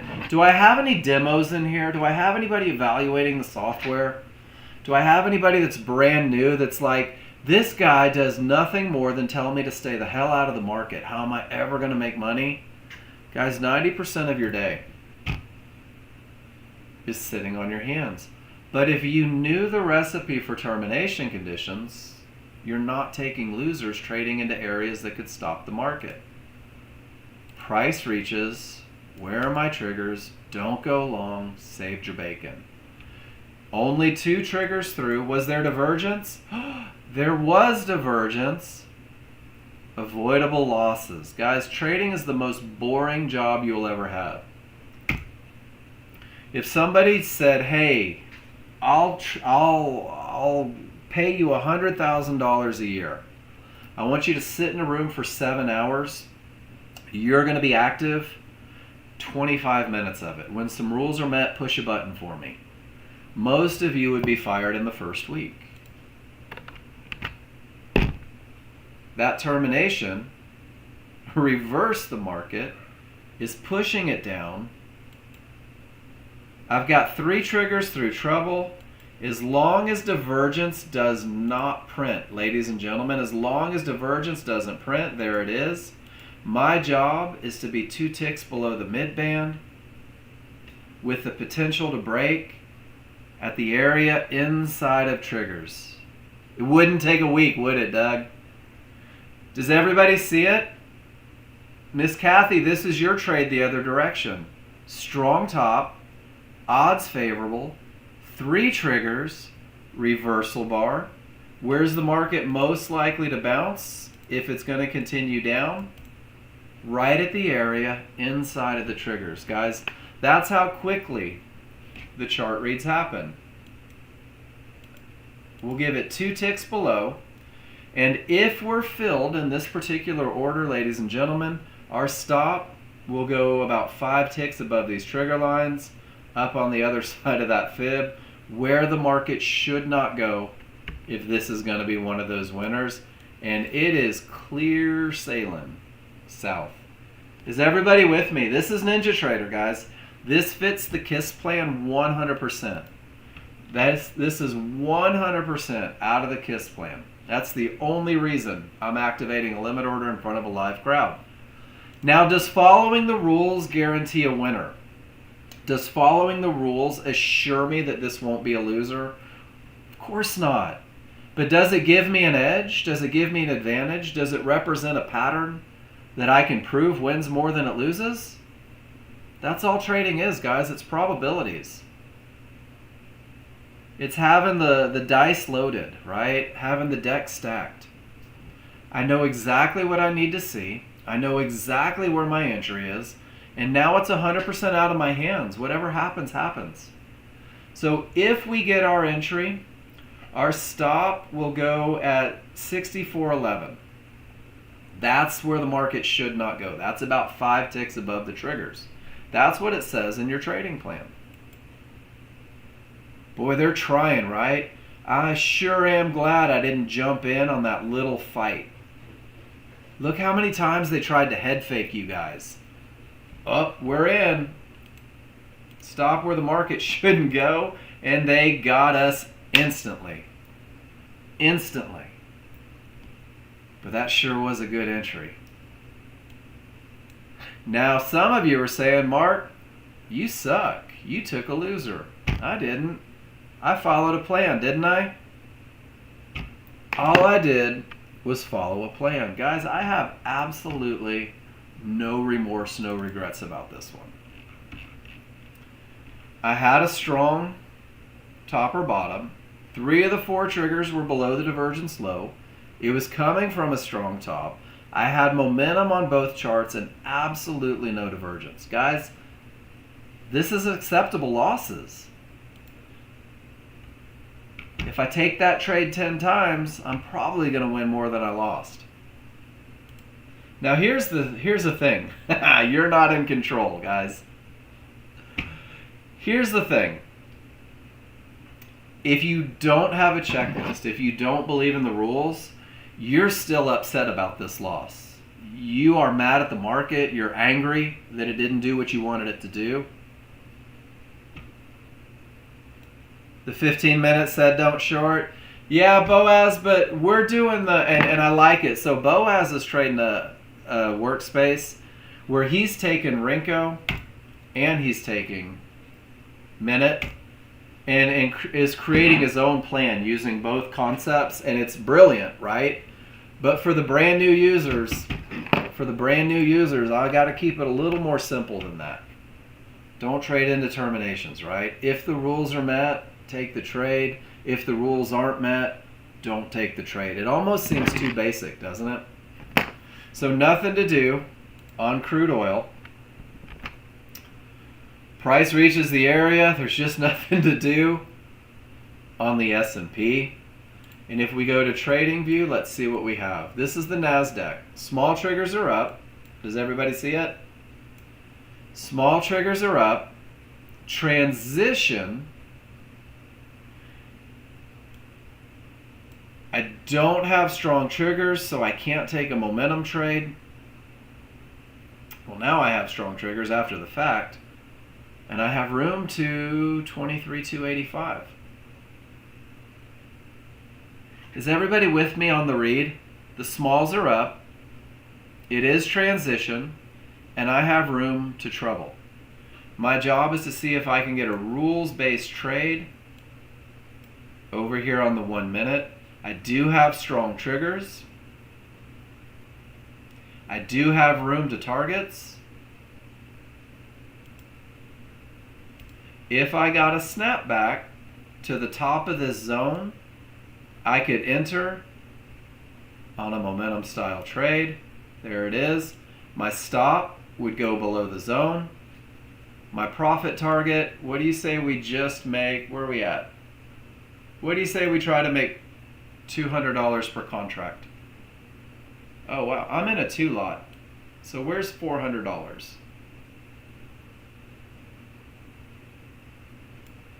There's $400 right there, guys. That's not a very big move, is it? Everything says up. Transition side of the triggers. I had momentum. I buy the pullback. Stops where the market shouldn't go. It's a lot of risk, but the rules are met. Let's sit on our hands and see what happens. What do you say? This is one of the trades in the TV KISS plan. If you were looking for bigger targets, you would look for that VWAP, and then you could buy half of them off, sell one,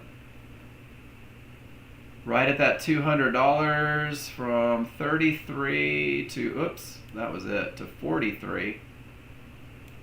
That's your $200 push right there. So I kind of missed it there. Triggers are strong. Pull back. Does this make sense to everybody? There's your $200 profit. Hell, you could go break even and see if it runs at this point. Guys, this is straight out of the KISS plan. Triggers up, transition, odds favorable momentum, buy the pullback to the zone, get paid at $200. I'm already paid and break even, guys. I have nothing to lose to see if this uptrend wants to go to the next level of trouble. That's the VWAP. Are there any questions? Any questions? And since I'm transition, I want to watch it up here. If I hit something solid, I'm gonna manage. But if I don't get anything that says get out, we're gonna hold this trade. Are there any questions? Could we exit right now with $500 and call it? Well, Pablo, if you were watching it live, it cleared it and then it pulled back. So if you're watching it live, it looks different than if you're looking at it historically. If you're watching it live, price very much broke away and pulled right back. And that's something that you can't see historically, guys, because it looks like it never went away. Does that make sense, Pablo? Cool. Still going up, guys. Here, we'll lock in commissions. Oh, I thought I had my live account set up. I didn't.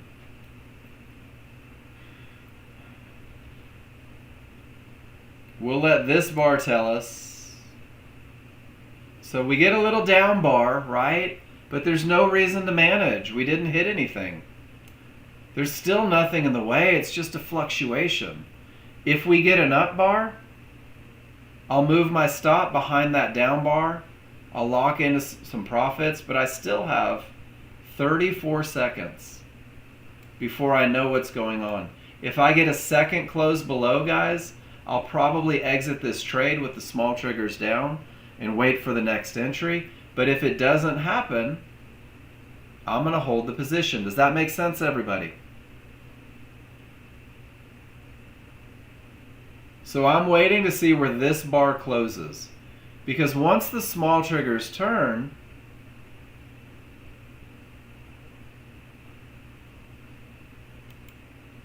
I'm going to exit, because now I need a pull back to an area and a close on the correct side. If you were trading the prop account, this would be time to say thank you and go golfing. How do we do on that one? We did about $385, and look at that. They're going without us. Those sons of guns, right? Is anyone mad about a $400 or $375 trade over the course of a couple seconds? Victor, early entry, didn't have momentum. Triggers up, price in position 2, transition, small triggers need to be managed. Wait for price to close on right side of triggers on 1 minute chart after bouncing from mid-band. So you took the trend trade, Victor. You waited for the close on the correct side of the triggers, kept your stop down here. Awesome. And then when it gives you this little pivot off the zone, Victor, there's your new stop, reducing a lot of risk. That's a lot of risk from 38 down to 90 something. That's over 40 ticks of risk on that big bar directly into the trouble. So be aware of that. But nice trend trade, rules met. And it's still going up, guys. But in the transition side of the triggers, after I'm already paid, I'll manage and I'll wait for my next entry. Nicely done, Victor.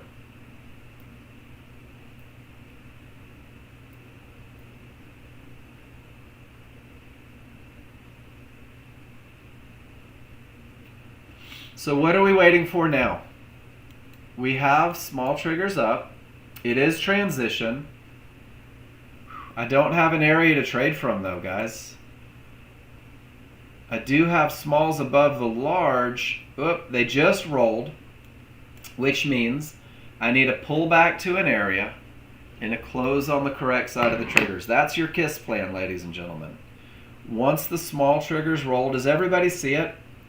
Once the small triggers roll, I start calling my shots. I love it when the live trades work. So got my butt kicked over on Rinko. This one worked out great. Jen, perfect. Money, money. Nicely done, Miss Jen.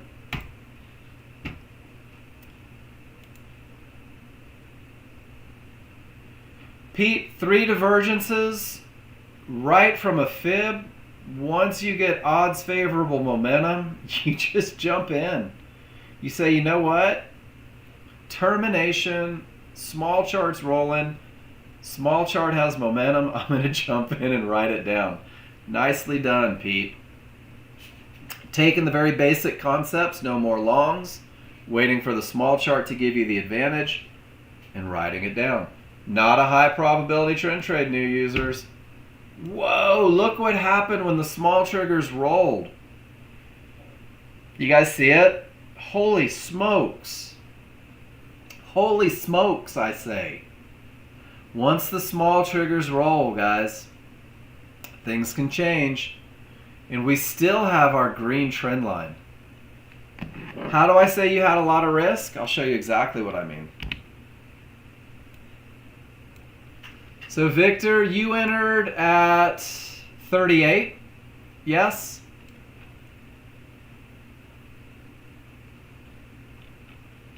Am I remembering that correctly? 38.75 was your entry.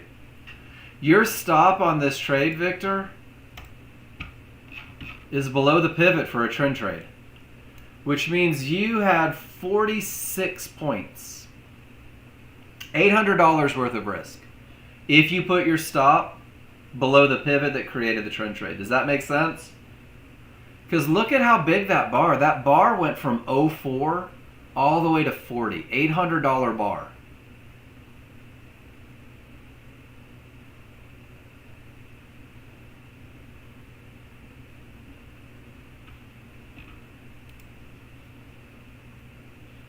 Okay, but if you took the trend trade, just because your entry is late doesn't mean that your stop is different. You said you entered because of the close on the correct side of the triggers on your chart, yes? Am I reading it wrong? Waited for price to close on the correct side of the triggers, and when it did, that's when you hit buy, and it puts you in at 38.75. But just because you're in on this bar, Victor, this is the one that was your close on the correct side, correct? I want to make sure that I'm thinking the same way you're thinking. If you wait for this bar to close, your entry will be on the next bar, without a doubt.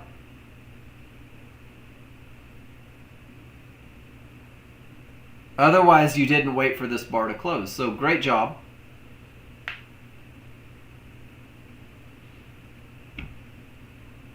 That was your trend trade. And then here, you're just jumping into the trend trade hoping it goes up to the 1-to-1s. And it did beautifully. Nicely done. And great exit, right? So you could minimize it and say if they get back below the zone, I don't want it. Right on. And that would be the second one. But you're kind of in the middle of the trend trade because that bar was so big. And then it turned into the momentum style trade before it headed back up. And your awareness of trouble, you're waiting for the close, you're being above trouble, everything is great. And if you chose to put it below the zone, no worries at all. That's okay. I think the momentum trades are harder to catch than the trend trades. The momentum trades are harder to catch than the trend trades. Look what they did. Blew through everything, right?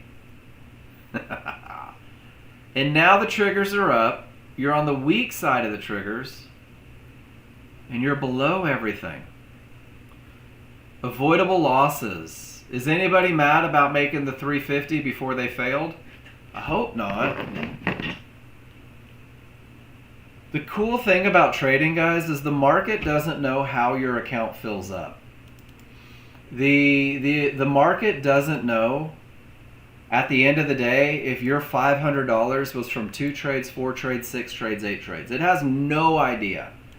But what your accountant knows is if you make $500 every day consistently for a trading year, you made $126,000 that year. If you make $200 a day, you added 50 grand. And traders, you guys are funny. Because if I told anyone in this room, hey, I'm going to hand you 50 grand, just to add to what you made in your regular job this year, everybody in this room would be stoked. But if you tell a trader you're going to make 50 grand, they are pissed off. Especially if they have Nexgen software and know how to use it. Good stuff. Great management. Simple rules to keep us from hoping things work out. Nicely done. Nicely done. Smalls are up. Weak side of the smalls that are up. Absolutely nowhere to go. Good morning, John Novak.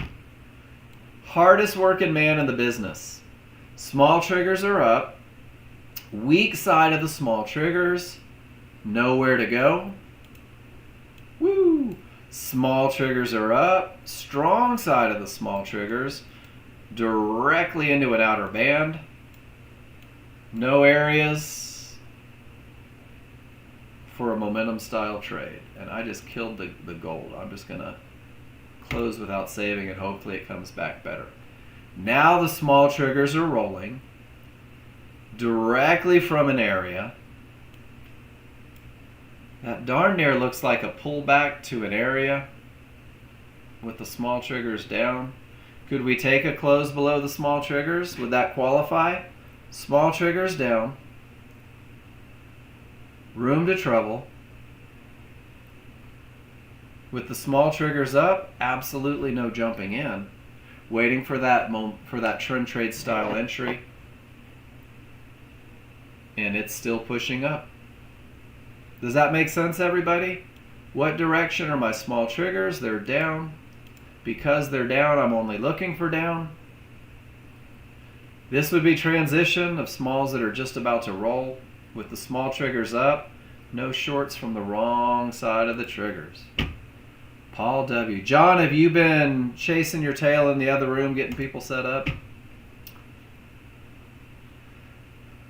Paul, up, transition, momentum style trade, make $200, and you're out at 22.41, so 160 on the second with the close below the small triggers. Paul, great trade.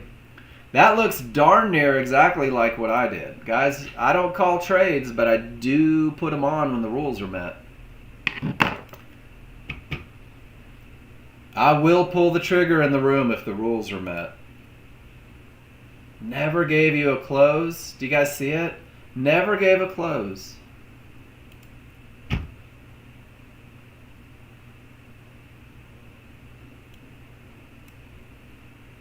Patience is everything, guys. Patience is everything.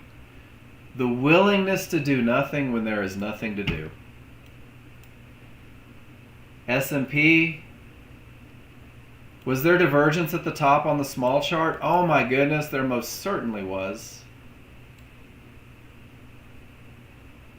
Little horizontal white lines and the bars with the dots. No, so Carla, what those are is in market flow. Let me make one of these really big.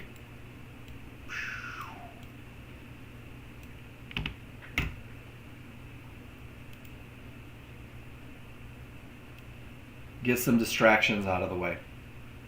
So in this bar right here, Miss Carla, you see that it's a down bar?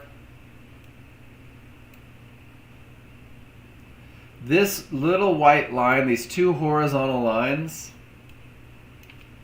this is the highest concentration of sellers in that bar. Does that make sense? That's all it is. It's just the highest concentration of sellers in that bar. And it doesn't fit into the rules anywhere. Not initially.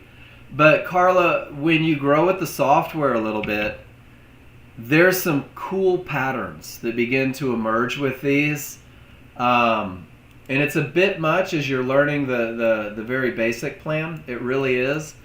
But you'll notice a lot of times, John says they'll use them for entry areas sometimes, because when they print, very often it becomes a line in the sand, and you'll see these bars, the next bar open below the highest volume, open below the highest volume, open below the highest volume, and you see that when a market is really screaming in the direction of a trend.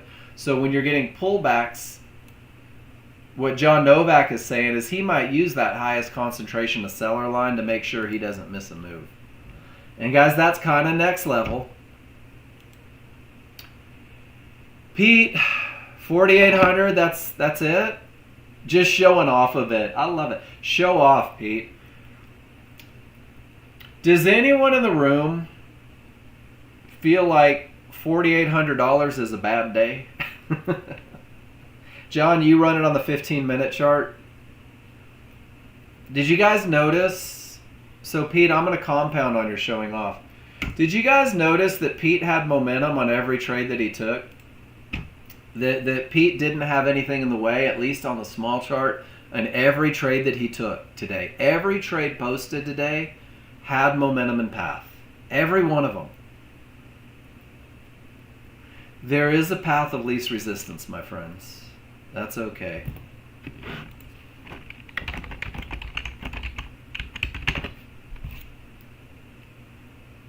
How do you get there? It's not from trying to trade like Pete, guys. Anyone ever watch Tiger Woods play golf? Anyone other than me? Did you ever watch Tiger Woods play golf? And then suddenly go out and shoot a 65? Doesn't happen. Learn how to read your charts. Learn how to recognize momentum. Learn how to embrace a clear path. And you will find a way, guys. You will find a way. No doubt in my mind.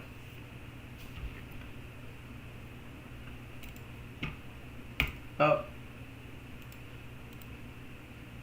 All right, Miss Carla, John giving lessons.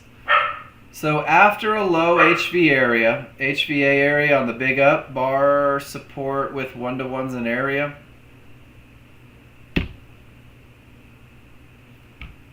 That's like an incomplete thought. So there was first a low, and then the market bounces way up, and John, I don't know. Oh, that's a 15-minute chart. There's usually entry areas at that HVA line on a 15-minute chart. Guys, probably none of you have market flow on your 15-minute chart because John Novak is in the Gifted and Talented program. It's going to be a little advanced. Maybe we could talk him into running a market flow on TradingView classroom one day. That would be pretty cool, Mr. Novak.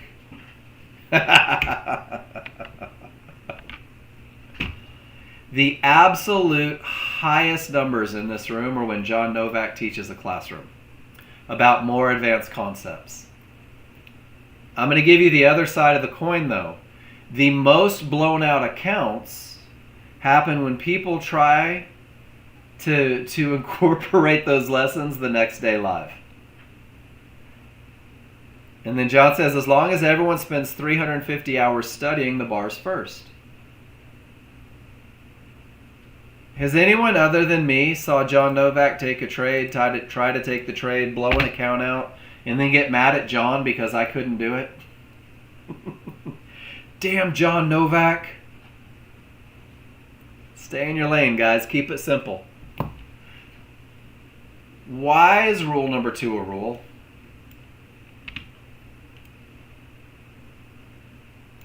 This is one of my favorite pictures that I could ever show you guys. Price reaches Fibonacci resistance, none of the triggers break, even with momentum, and the market retraces.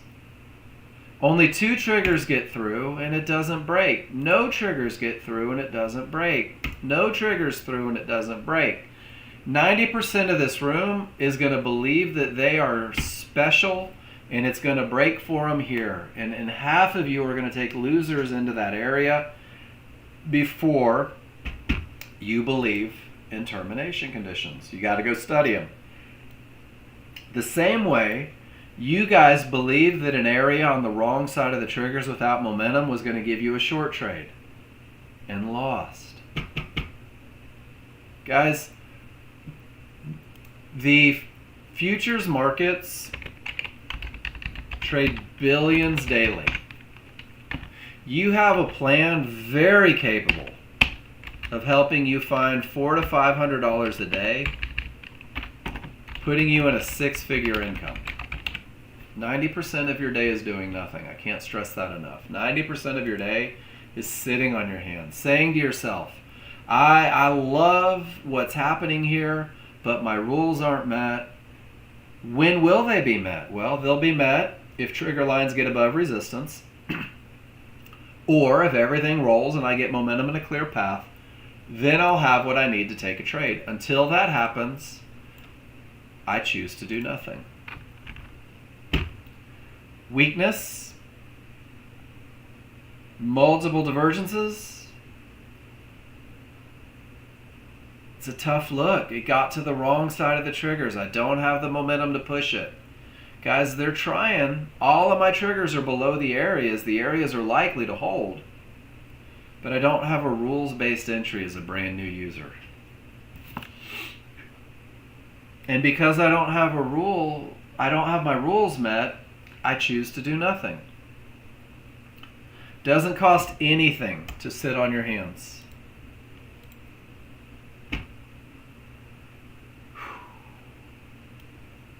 Smalls are down. Strong side of the smalls. We'll make this a little more readable. Absolutely nowhere to go. You guys see it? Smalls are down. Strong side. I don't have anywhere to go. 23, 139.50 is a big, ugly zone that could stop the market. No trade. Smalls are down. Strong side of the smalls. As soon as my small triggers roll up, my job is to wait for a pullback to an area. When I get to the area, my job is to wait for a close on the correct side of the triggers. And it looks like those one-to-ones stop printing.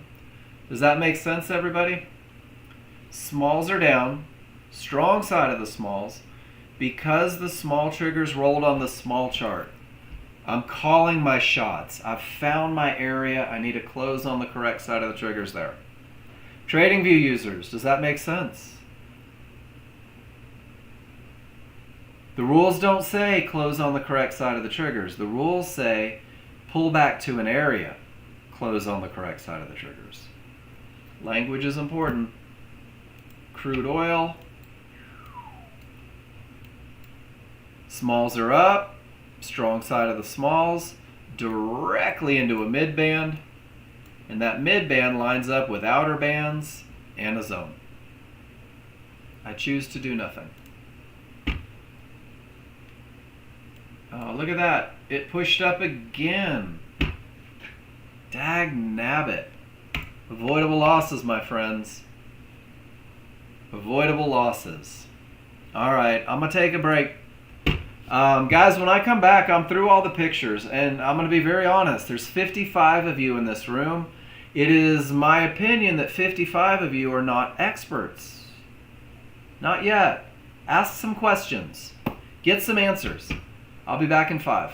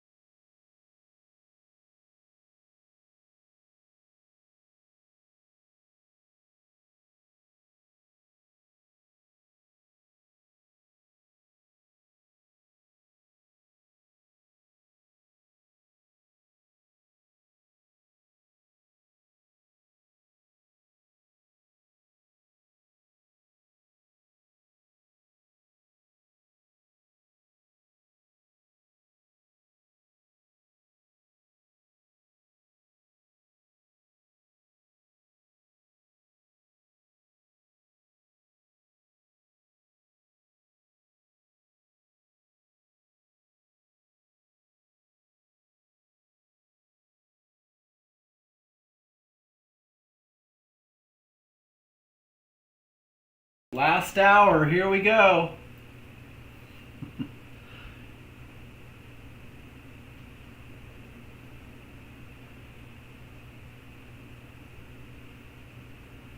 Hey, Mark.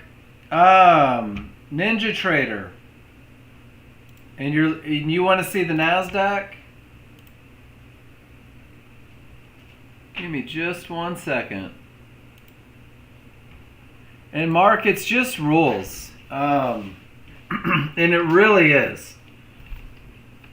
It's just rules. Thank you for putting it in there, John. So Mark, we'll go back and we'll look. And I'll show you how you can back test as well.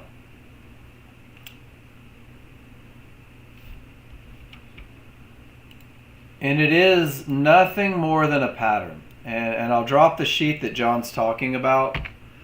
And the pattern is, and has been, it's still calculating, so we'll get there. And there's a spreadsheet that I just dropped in the room. But it's momentum, and it's a clear path, and it's an entry area. So what it looks like, historically, Mark, what you're going to need to learn, and play along with me here so I know where you're at. Can you see the momentum? I'm going to take a picture here. Can you see that the smalls are below the large? Are you comfortable with the idea of identifying strong triggers? Awesome. Can you see that 2 triggers are through, the smalls, and 2 of the triggers are not when we talk about these yellow 1-to-1s? So this trade has the potential to break the area based on the momentum. Does that make sense?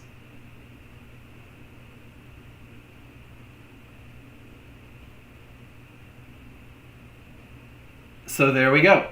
So the lesson that you're going to need in order to be able to find these high probability trend trades is the understanding of how to identify a termination condition. So let's do a lesson. You'll love this. I hope you love this. I love this. When I talk about termination conditions, the one thing that I like you guys to remember is that you're not in charge, Mark. You never will be. And if you are new to the software, just a little heads up, the NASDAQ is absolutely psychotic for the new user. It moves about 10 times faster on Ninja Trader than it does, than the S&P or crude oil do.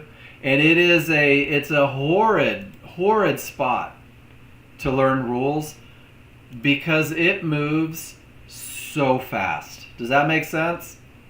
But the patterns are the same. It's just tough to be able to time it out as a brand new user. So we're going to go through some basics real quick. And we're going to start with momentum.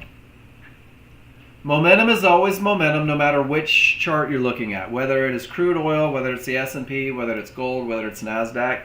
So momentum is always separation between the small and large. That's rule number 1. That's the advantage of momentum. So we're going to break it down individually here.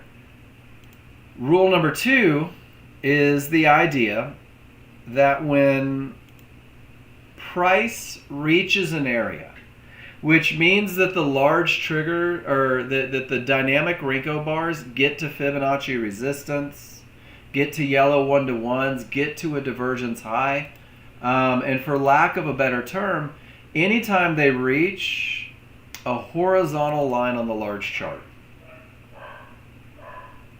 decisions are likely to be made by the people who control the market. So if price reaches the area, price bars reach the area, we're going to look to the trigger lines to tell the story, Mark. And a termination condition, an area that says absolutely no trades into that area because it could stop the market or create a bounce, means that price reaches one of those lines and none of the trigger lines break through. All 4 trigger lines remain below resistance. All 4 trigger lines remain above support. That is your textbook, absolutely no trades into the area, rule number 2 not met. Does that make sense, everybody? That is your don't trade look. But there are areas break, Mark, and that's one of the things that happens every day. Areas break every day. So if we go to that very basic concept, if price reaches an area and all 4 of the trigger lines remain below, just assume that the area is going to stop the market. It may not, but if your brain says, oh my gosh, absolutely no trades into that area, what happens, Mark, is you don't lose that short trade because you refuse to trade into the area. When 2 of your trigger lines get above the area in question, as long as you have strong triggers, that area does in fact have the potential to break. But it's not broken yet. It's not a clear path, and rule number 2 is not met. When 3 of your trigger lines, both small and 1 large, get above the area, now that potential to break is a little more likely. Now it's a better look for a breakout.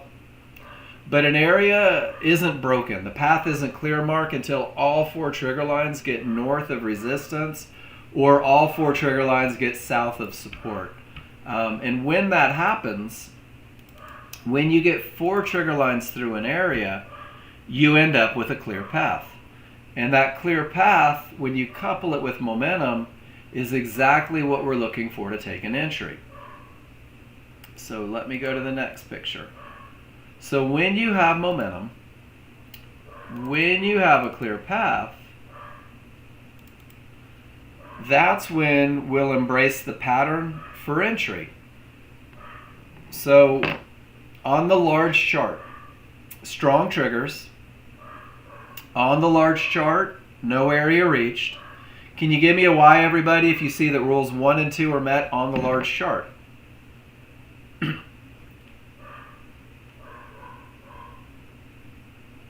Thank you. Mark, are you good with me?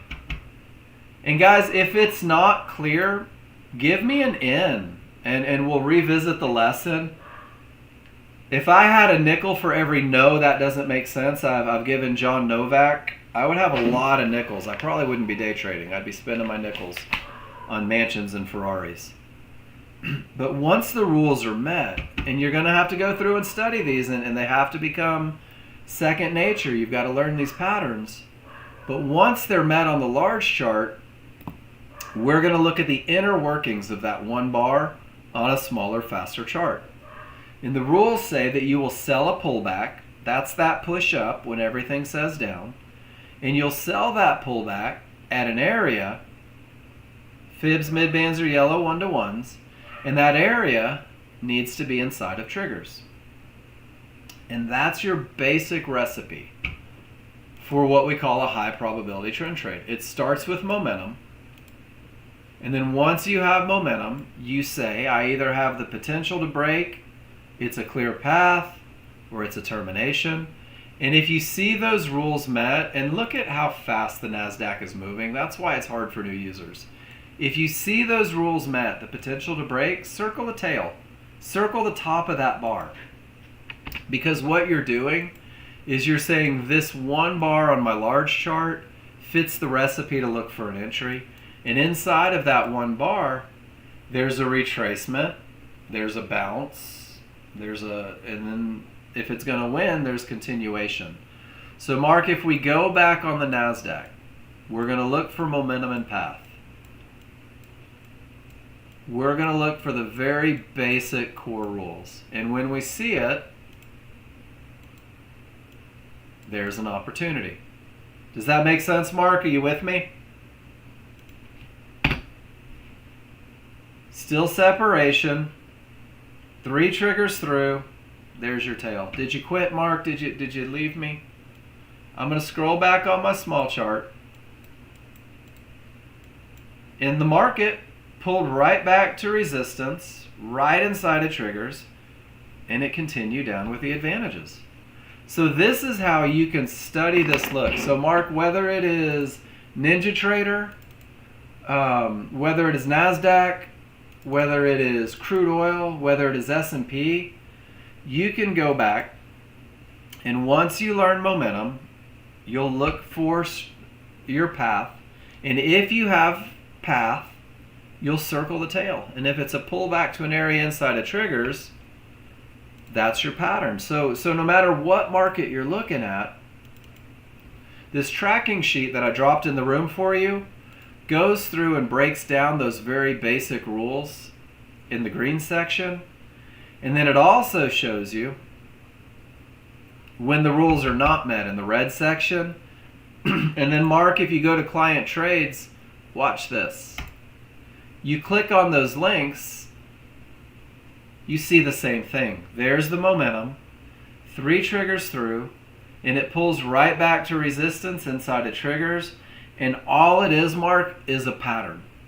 Your job as a brand new user is to learn that pattern. Your job as a brand new user is to learn the rules, to be able to take those 3 concepts and turn them into a beautiful trade. And no matter what market you're trading, that pattern's going to look the same. It's going to be momentum, it's going to be path, and it's going to be entry. Uh-oh, I hope our tooth's okay. Broken teeth are no fun. And John says at 12:01 he's going to answer questions on the system stuff for new users. Thanks, John. So Mark, when we go back to the NASDAQ, you're saying, show me some entries, right? Show me where the rules were met. Help me out. Yeah, you're welcome. That would be an instance where you had the opportunity to make a lot of money. Not the best look. So Mark, there's your momentum. Nothing in the way. Let's see what that circle looks like. Whoops. Let me bunch it all up. There's a pullback to resistance inside of triggers. And if you entered at 38, the market didn't stop till 25. That's about $260 worth of profit before the market turned. And then it's just rinse and repeat, my friend. When you have momentum, when there's at least the potential to break, go circle the tail. And you'll be amazed at how often it stays in the retracement zone and how often it uses areas to bounce and continue up. So it looks like that was yesterday. Oh no, that was today. That's how much the NASDAQ moves. Holy smokes. And this is why the NASDAQ is difficult for new users. This is still all today. All of this happened today. There is so much movement in the NASDAQ, and it is so stinking fast that it's tough for new users. So if you learn your patterns on easier markets first, pull back to the area inside of triggers, pull back to the area inside of triggers, what you'll realize is that this pattern repeats itself all the time. And then if we go to, this is crude oil, momentum, 3 triggers through. Mark, do you see it? Pulled back to an area of support inside of triggers.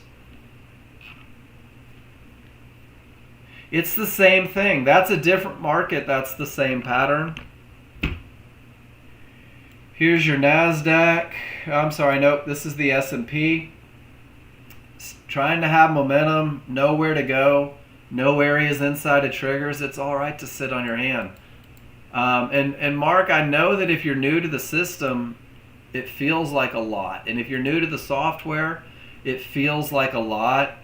The idea that you can do it with only 3 rules, the idea that it can be done with only 2 charts, that simplicity is going to pay dividends. Understanding momentum first. And I think you said you were good with strong triggers.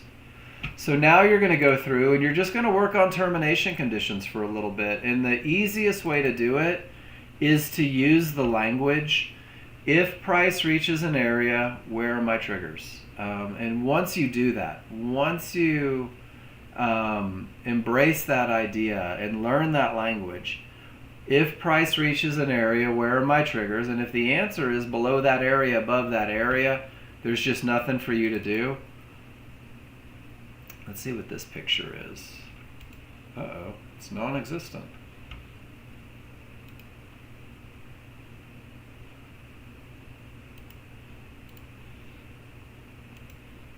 And I just hemorrhaged my computer with that one. Invictor, you're loving the NASDAQ now. The S&P and crude oil seems slow. That's how it happens. And then Mark, once again, and everybody in the room, there's like 500 pictures of Nexgen users embracing that pattern.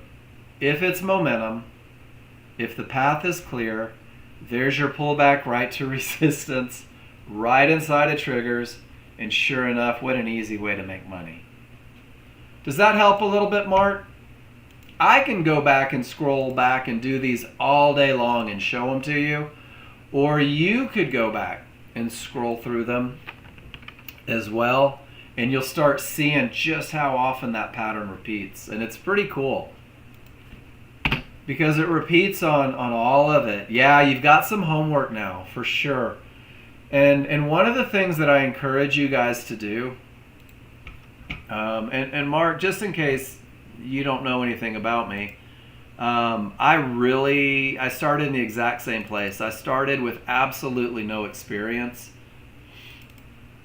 One of the phrases that is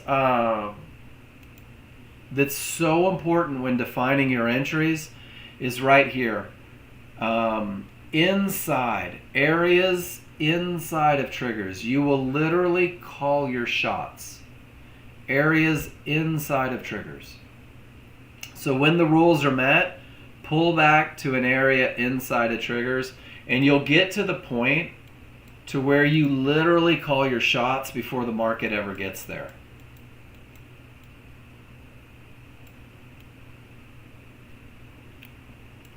Watch this. 116.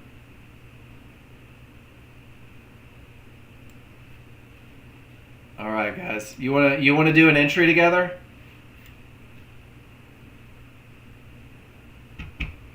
Will you guys give me a Y in the room if you see momentum? Smalls below the large, space between, rule number 1 is met.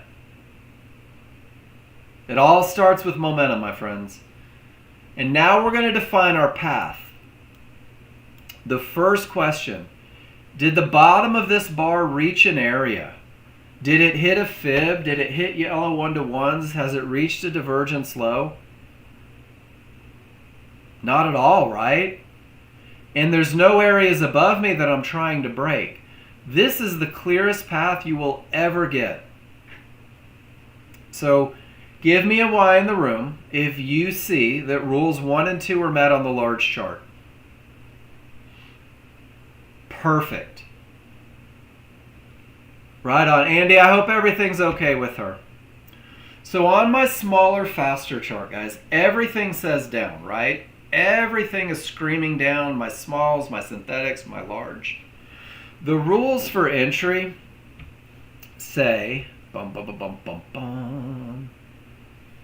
I know what they say, but I'm looking for the picture. The rules for entry say that I'm going to use a limit order, and I'm going to buy or sell a pullback, a retracement.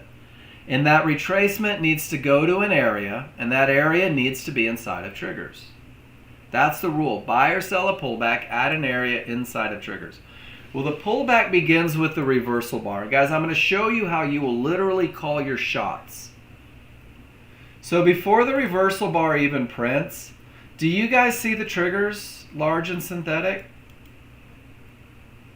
I already know where the retracement's most likely to go, because it's going to go most likely somewhere from the bottom of the triggers to the top of the triggers. Give me a Y if that makes sense. Before the reversal bar even prints, I know where it's likely to retrace if it does.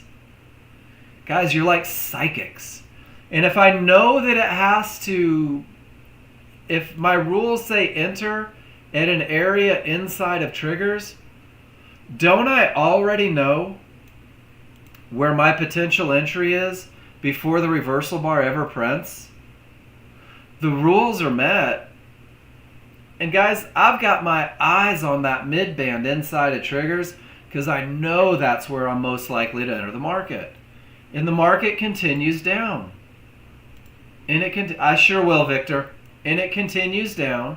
And it continues down. And there's my reversal bar.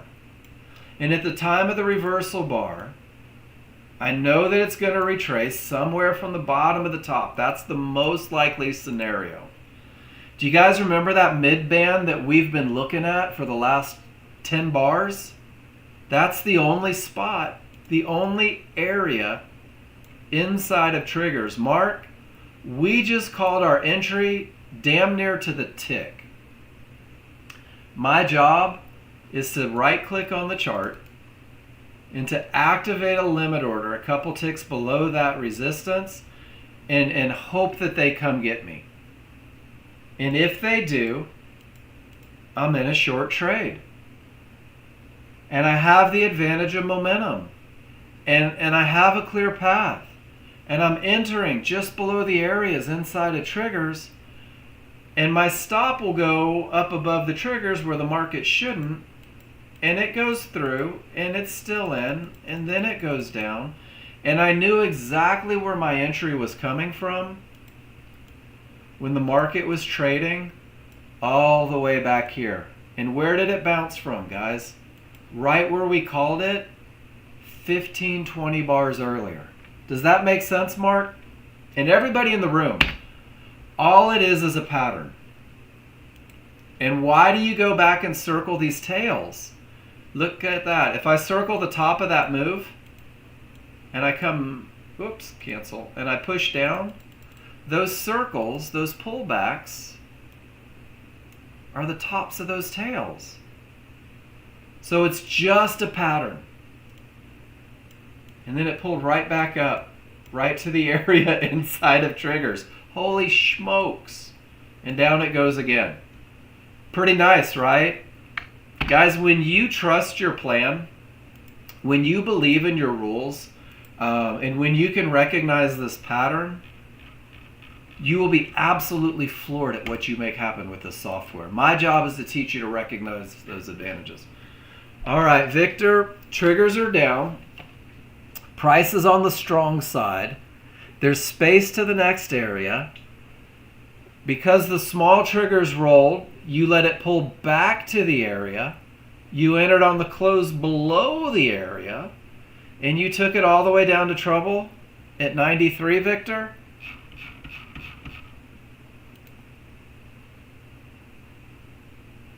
I'll get right on that.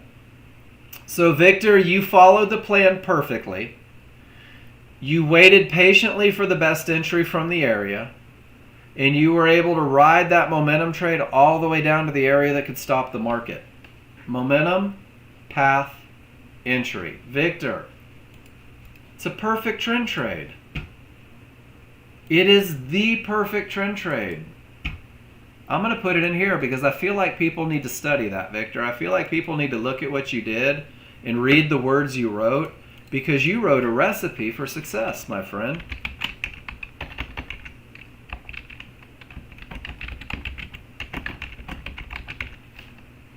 And that was your long exit from your long try.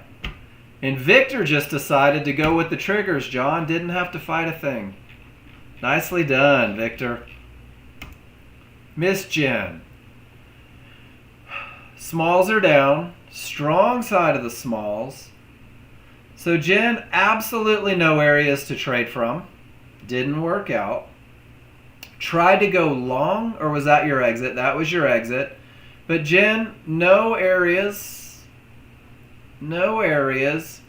You just jump in, and with momentum and path, it worked out. So my only question is, do you realize that you didn't really follow any rules? You just jumped in.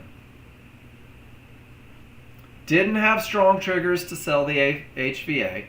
So it wasn't a momentum trade, right?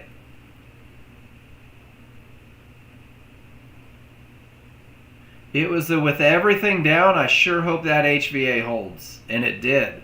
With every indicator pointing down, Jen, it held like a concrete barrier. I don't know what you want to call it.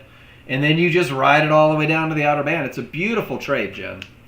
It is a great chart read. It's the good side, strong side of triggers. It's absolutely nothing in the way. And it's every indicator pointing down, and you use the HVA for entry.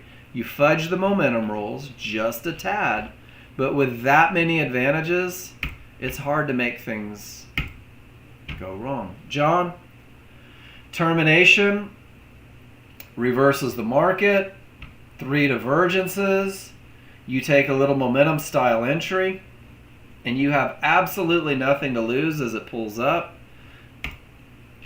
Guys, this is how you'll be able to start heading the other direction when those terminations stop it. John, that's an awesome trade.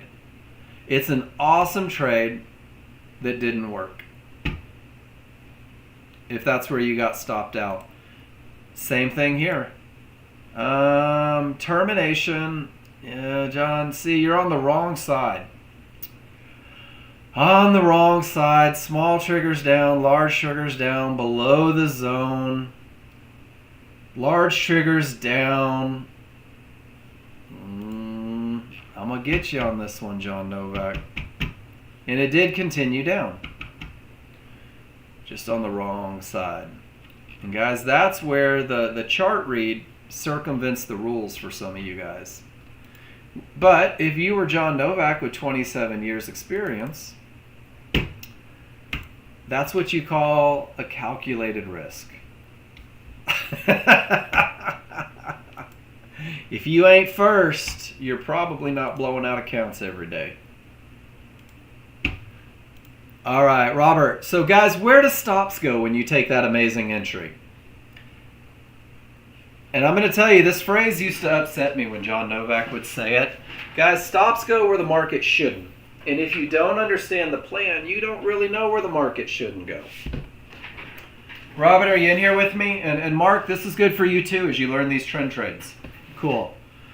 So if the rules say, I'm going to sell a pullback at an area inside of triggers, there's reasoning for that. And I'm going to give you kind of the full rundown, and I'll give you guys this picture when I do it.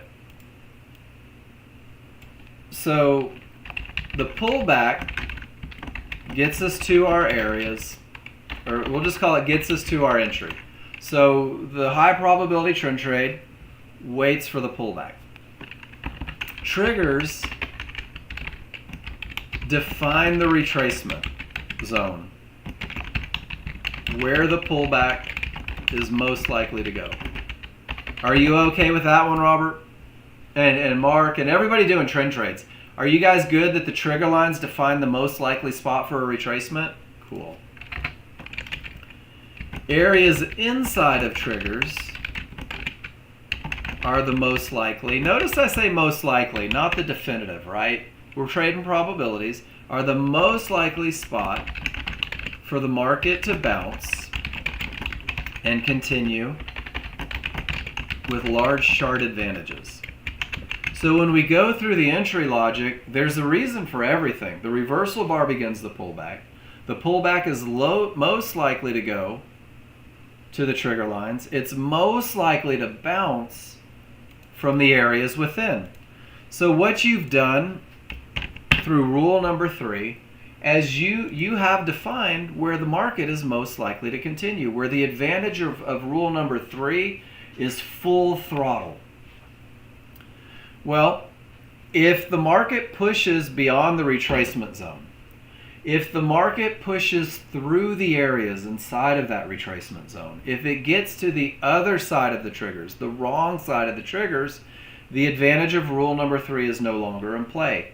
That's where the market shouldn't go. And guys, when you get above these trigger lines, you don't know if, when, or where that market is going to go back down. And if you get below those trigger lines, you don't know if, when, or where that market is most likely to go up. So by defining where the market is most likely to continue with rule number 3, you have defined where the market should not go, also with rule number 3. And that's where initial stops are placed, about 5 ticks beyond the triggers. Because they are moving averages, and every now and then they'll peek their head.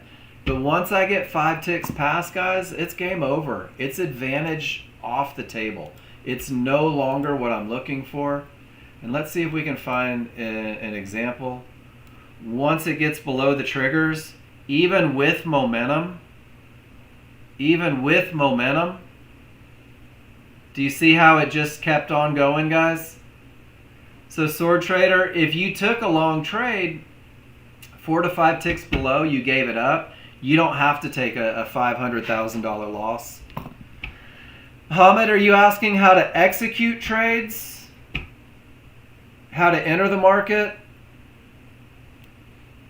Cool. Yeah, we'll do it. And there's the plan as well. That'll help you.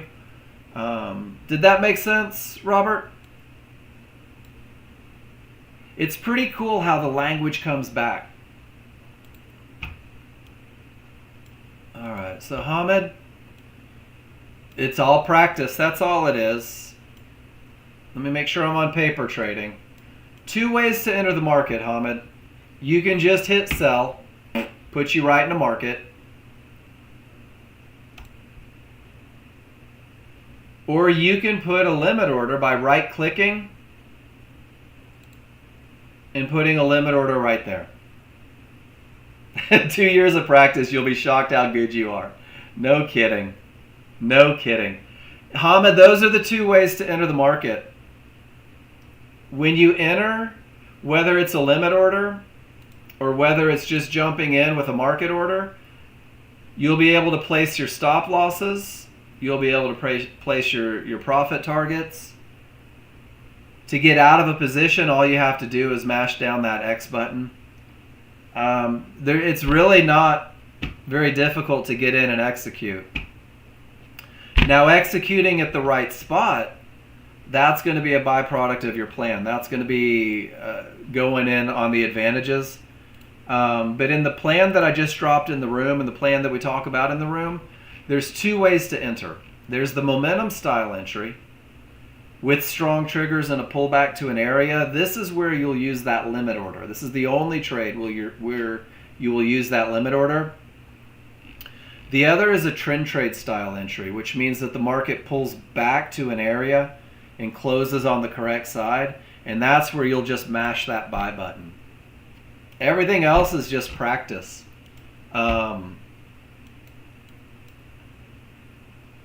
Honestly, it's just practice beyond that. If you need to go deeper,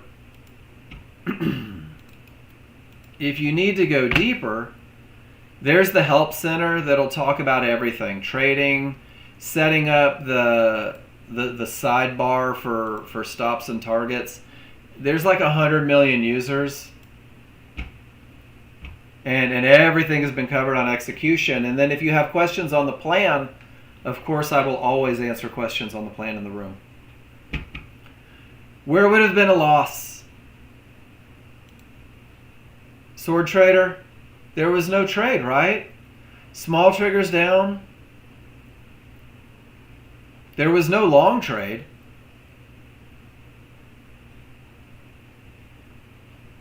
The cool thing is with everything down and nothing in the way, if I just held that jump in, it went right to trouble. It's all down, so no long trades, right, Sword Trader? It's fun to be first, guys. It's fun to be the first one in the market. You don't have to be.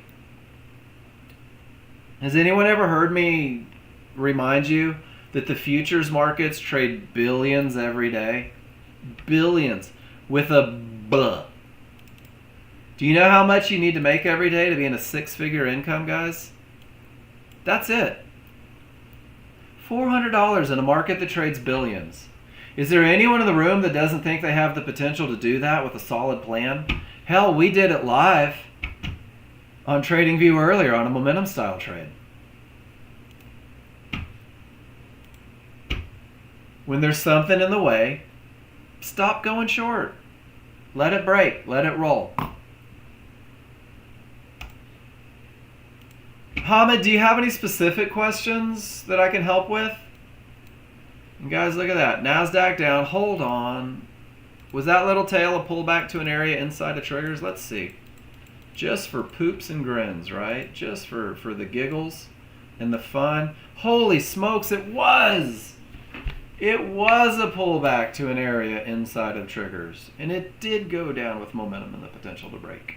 That was my pretend surprise voice.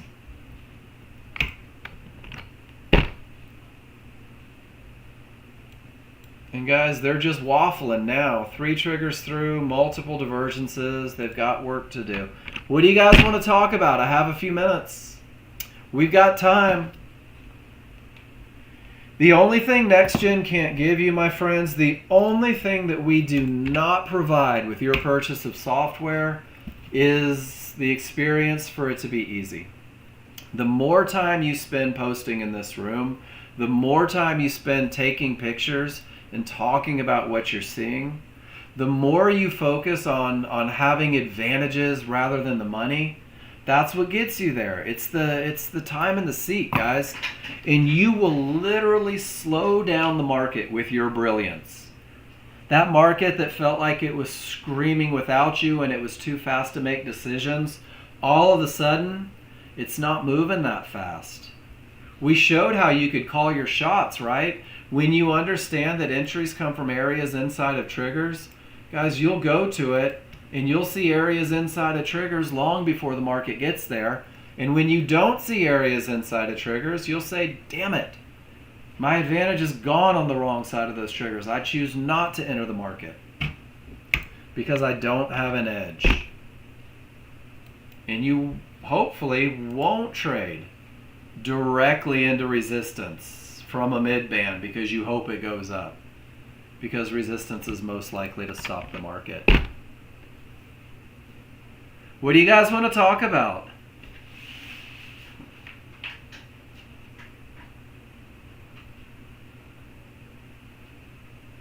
Awkward silence.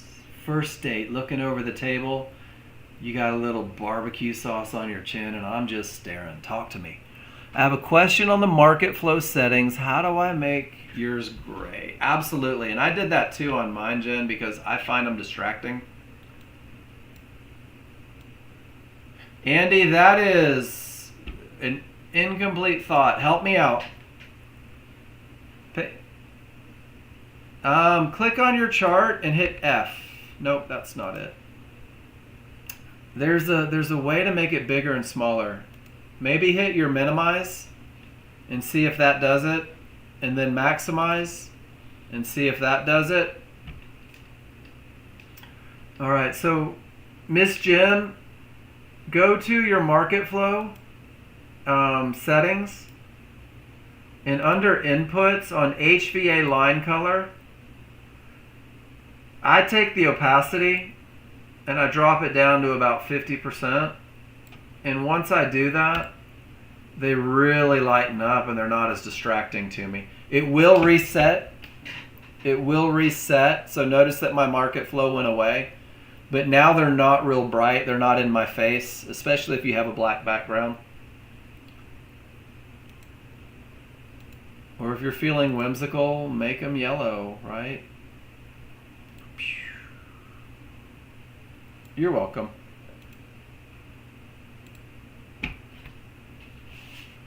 You're welcome. Andy, did that work? Did you make it smaller? Did it show it and then make it bigger? Sometimes when it's smaller, you stretch it out and you lose it. But usually going back works. John, what is that?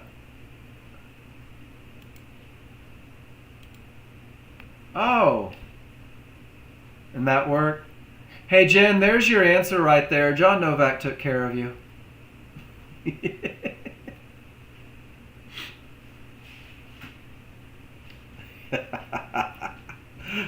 Oh, no, there you go. Sorry, Jen. Yeah, John, I told Jen there is no way I'm going to show you how to do this. John Novak better show up and save the day. It's amazing how easy you can panic when money is involved. Yeah, Andy.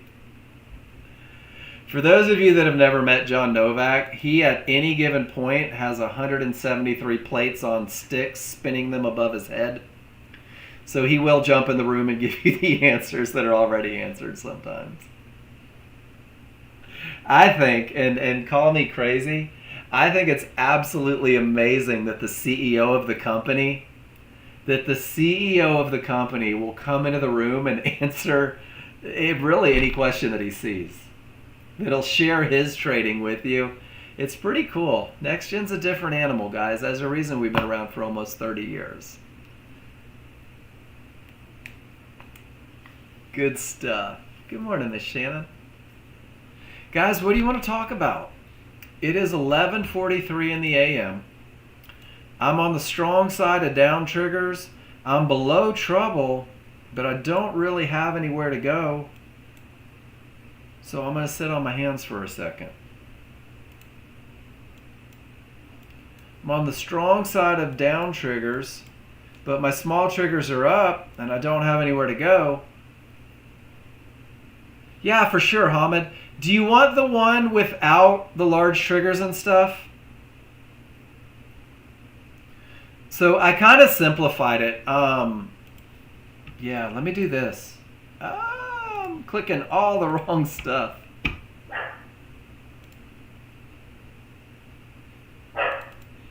I do too. I'm pretty simple. So right here, there's NASDAQ and the ES in the plan that I gave you as well. Where's my copy button? Copy link, copy link. So there's the NASDAQ one, and then you can just drop it in there. But that'll get you guys to no large triggers, no colors. Really, if it's not on the plan, I've taken it off the chart for simplicity.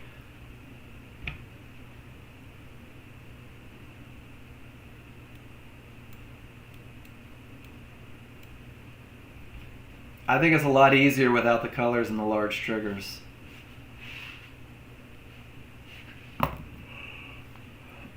And then it's just rinse and repeat. And guys, if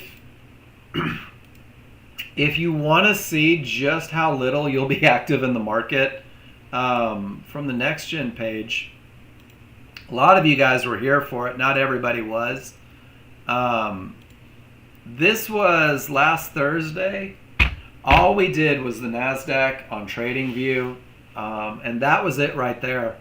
And we spent 6 minutes in the market, maybe 6 minutes in the market over the course of 3 hours. And we walked away winners. Pretty substantial winners, I think. That's a good one. And guys, when there's nowhere to go,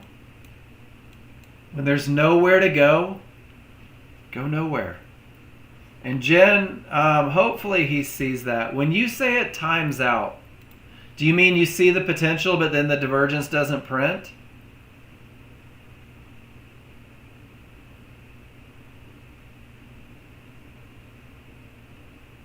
Show me, please. I've never noticed it. So yeah, show me and let's inspector detector and get to the bottom of it. Mike, that's it, huh? We are the Maytag repairman. Oh my gosh, I forgot about those commercials. Oh, I don't get that very often.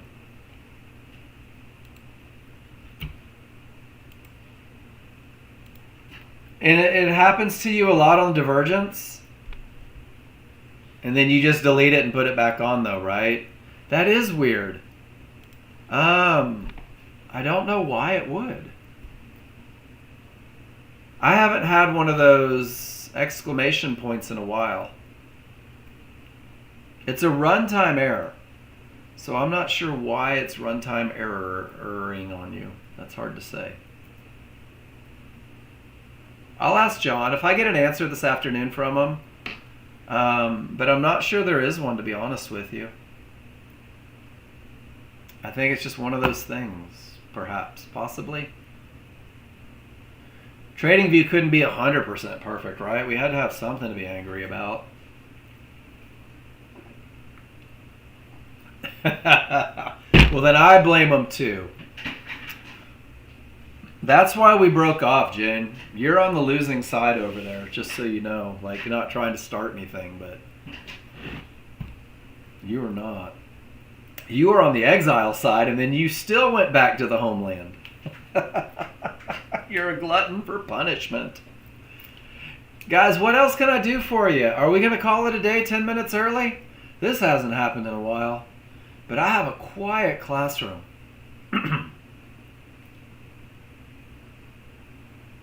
All right, so let me get today's recording for you.